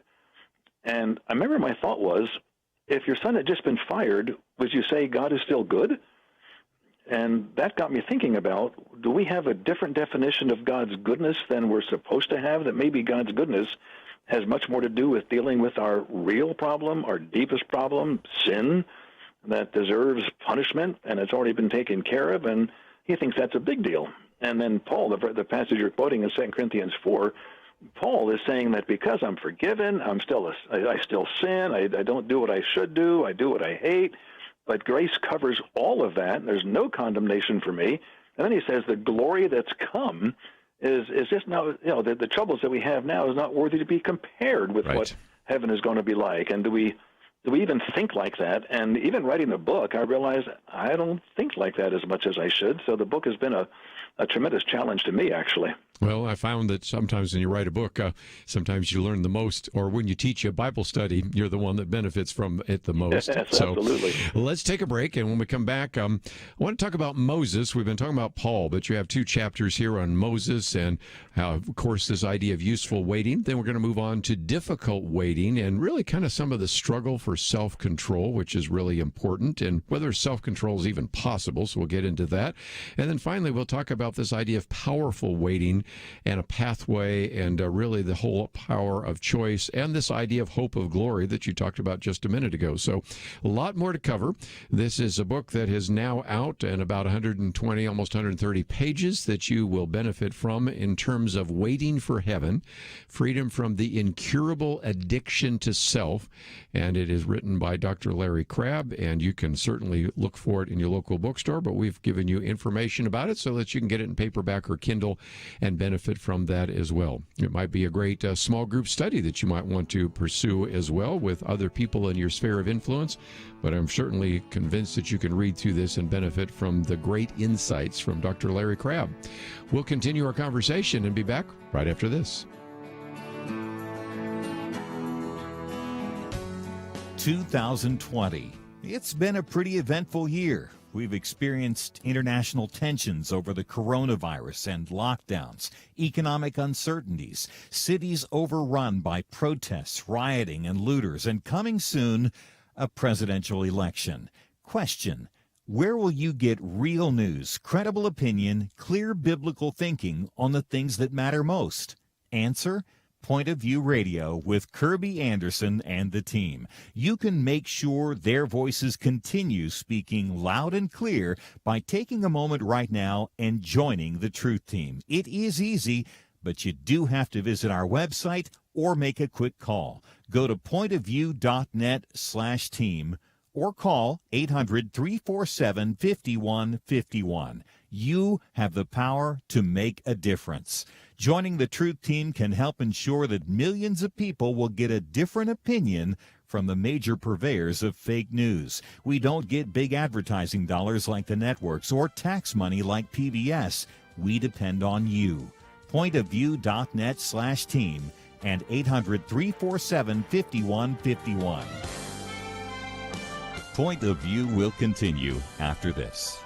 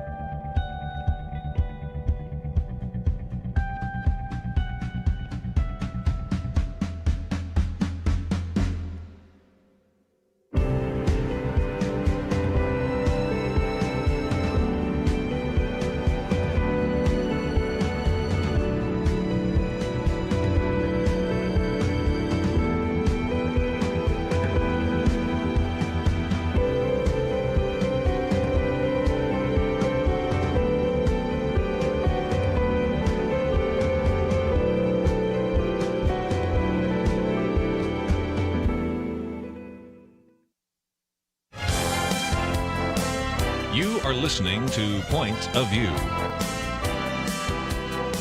The opinions expressed on Point of View do not necessarily reflect the views of the management or staff of this station. And now, here again is Kirby Anderson. Continue our conversation today with Dr. Larry Crabb as we talk about his book, Waiting for Heaven, Freedom from the Incurable Addiction to Self. And Dr. Crabb, of course, we've been talking about the Apostle Paul, but let's talk about Moses, because, of course, this takes us into Hebrews 11 and other passages. And really, in a sense, it begins to help us understand, what does waiting look like? I mean, after all, that is the title of your book.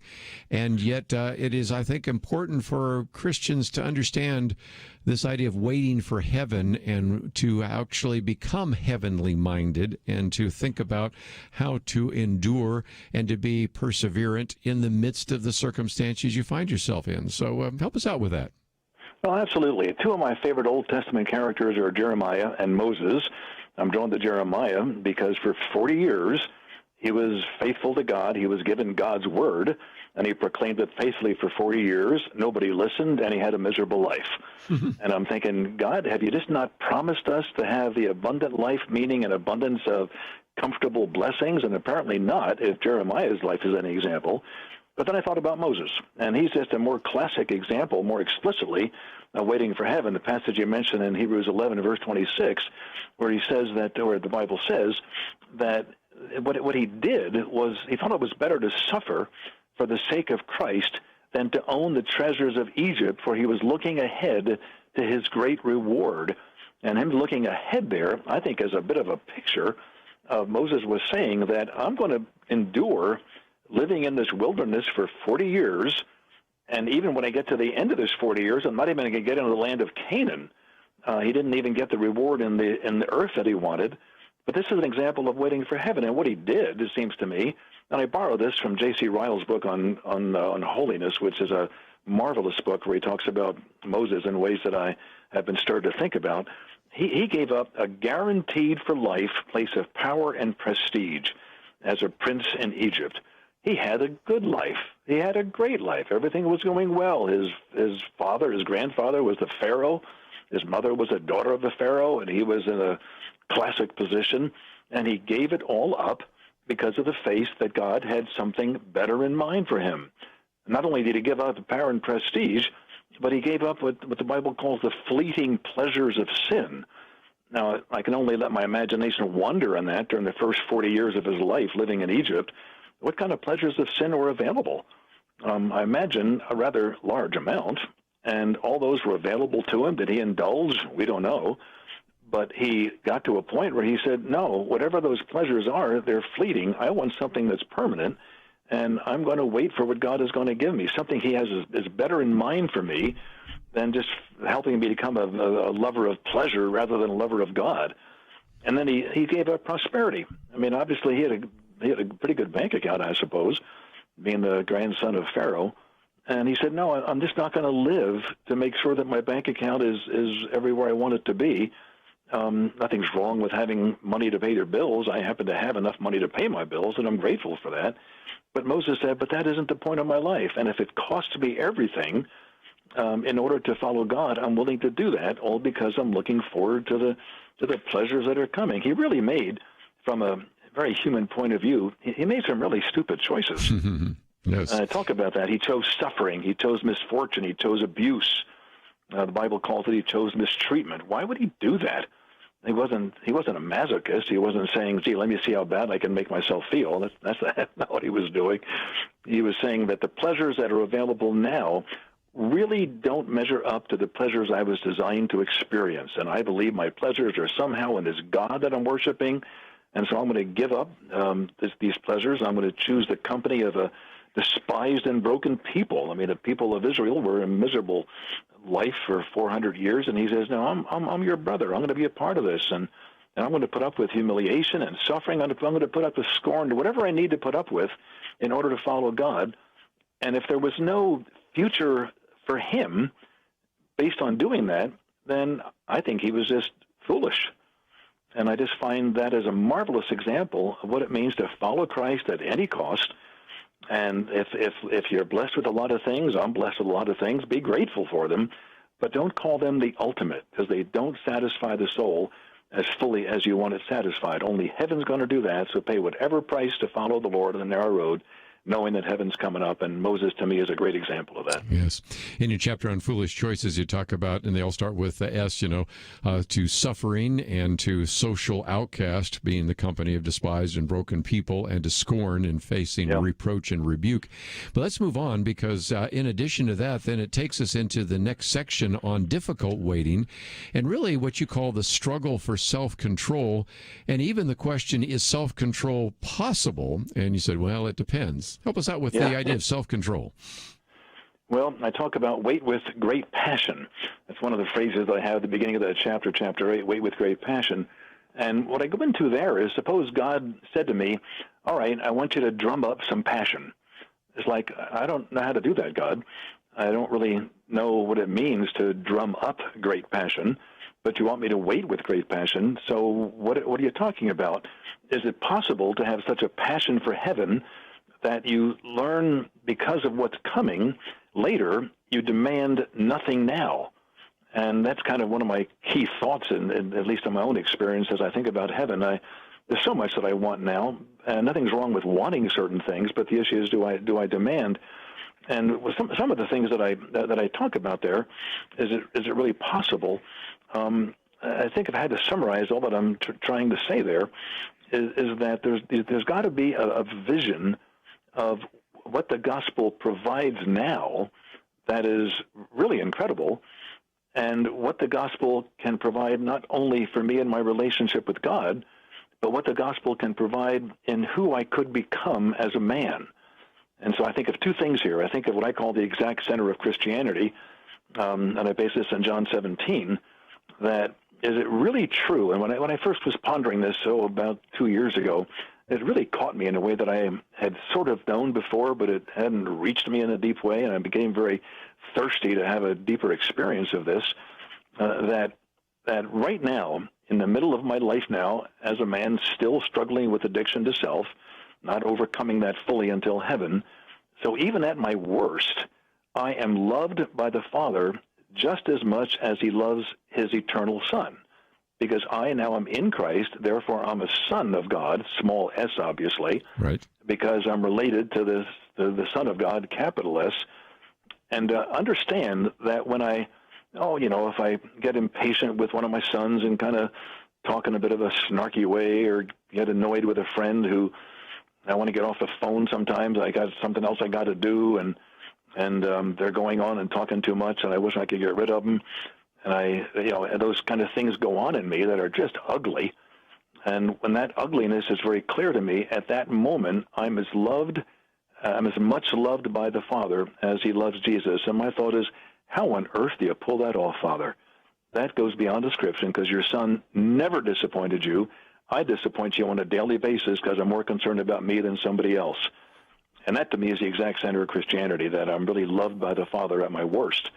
But then the second part of that is, can I really get a little bit of a vision? I love the word vision. Right. Can I develop a vision for what further spiritual formation might look like? What could I further become? I don't want to be premature content. I'm 76-year-old, but a Christian since I was 8 years old. And without any exaggeration, I really believe that I have further to go than I've already come, and becoming the man that I really could be before heaven. And when I get a vision of what it would look like to be profoundly patient and warm toward my wife at every moment, profoundly patient and warm toward my two sons, toward my grandchildren, toward friends who let me down, who has got to really put the love of Christ on display by how I relate. And when I think about what that would mean, it really kind of excites me. I really want that. And then it occurs to me that the more that I live out of my addiction to self, the more I'm getting in the way of the vision of becoming that man. Therefore, I want to learn to demand nothing now and to wait for heaven more eagerly. And with that vision in my mind, and with the reality of the gospel's meaning that I'm loved by the Father fully, that gives me a little encouragement. I'm not sure if it just transforms me perfectly. It doesn't. But it gives me the encouragement, the impetus, and the grace that is required for me to maybe learn to exercise a little bit of self-control. And when I want a second piece of pie just because I'm disgusted with a couple of things and I just going to demand a little bit of pleasure now by eating stuff I shouldn't eat. Maybe I can resist that temptation. Maybe I can resist that temptation because it gets in the way of becoming who I am, and it gets in the way of the enjoyment of God's love for me. Very good. Well, we've been talking about useful waiting as well as difficult waiting, and we've looked at this idea of self-control and vision. But when we come back briefly, I want to talk about powerful waiting, and in particular, talk about this idea of a pathway, because that is going to be really important in terms of is there a pathway to freedom? And so what does that entail as well? It's all part of the book, Waiting for Heaven, Freedom from the Incurable Addiction to Self. Dr. Larry Crabb will be back right after this.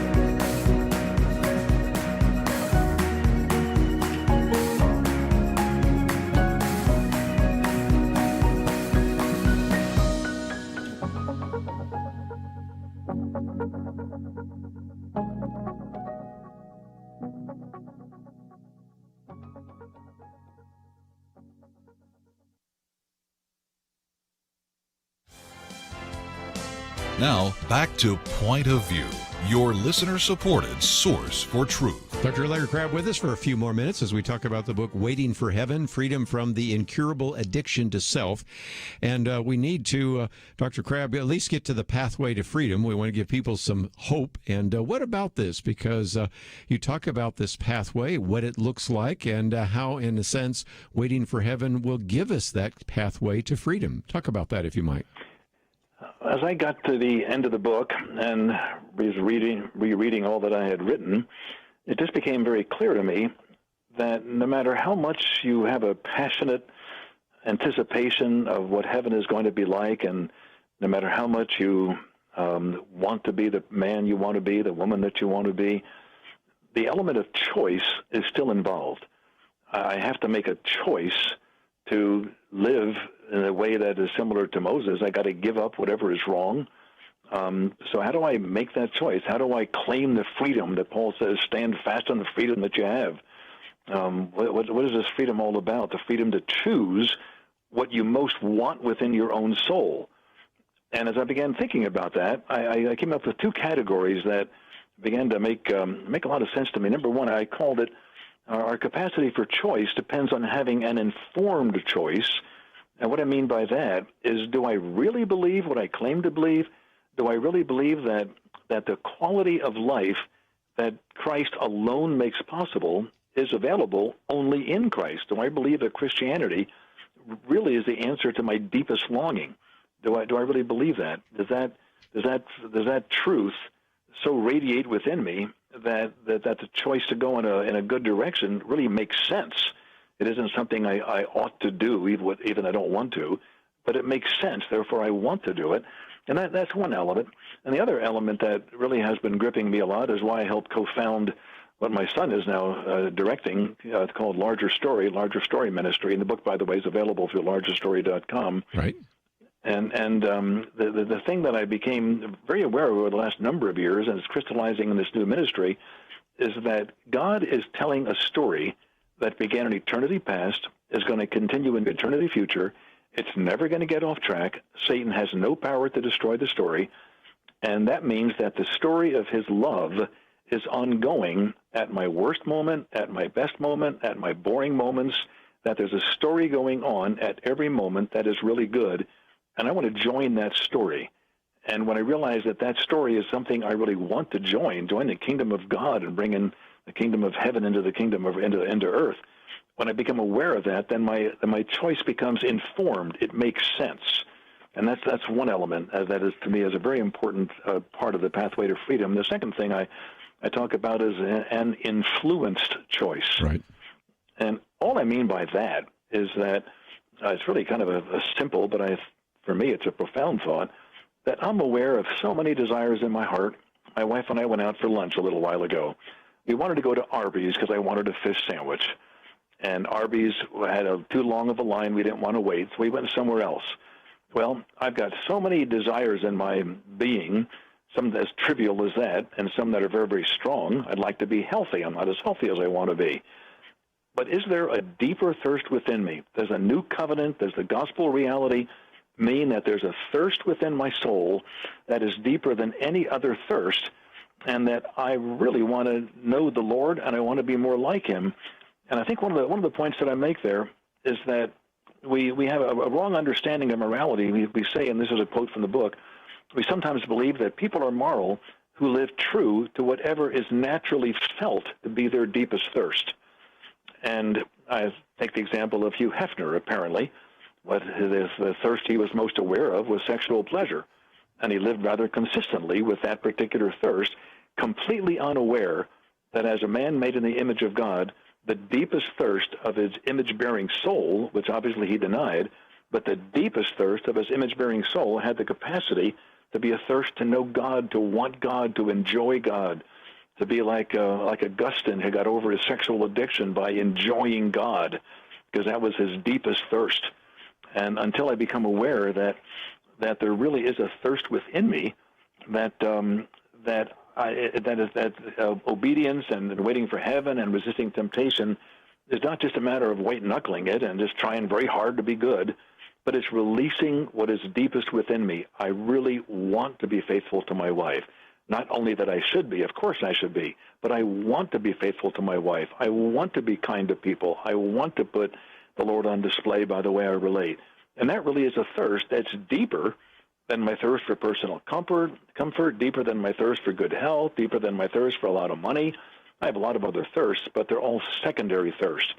And, another quote from Lewis, he talks about put first things first, and I would interpret that to mean at least included your deepest thirst. But first things first, and second things are eventually thrown in. Put second things first, live for your shallow thirst, and you lose out in the first thing. Yes. So I just think the pathway to freedom has to be built on believing what the gospel really claims to be true, and believing, too, that your deepest thirst is to know God. That's really in you at any given moment. You're not going to be aware of that deeper thirst until you're spending time in Scripture and thinking about truth and hearing a biblical view on what life is all about. When you get into all that, then sometimes you get a hold of that deepest thirst, and then Christian living becomes what you want to do as opposed to what you have to do.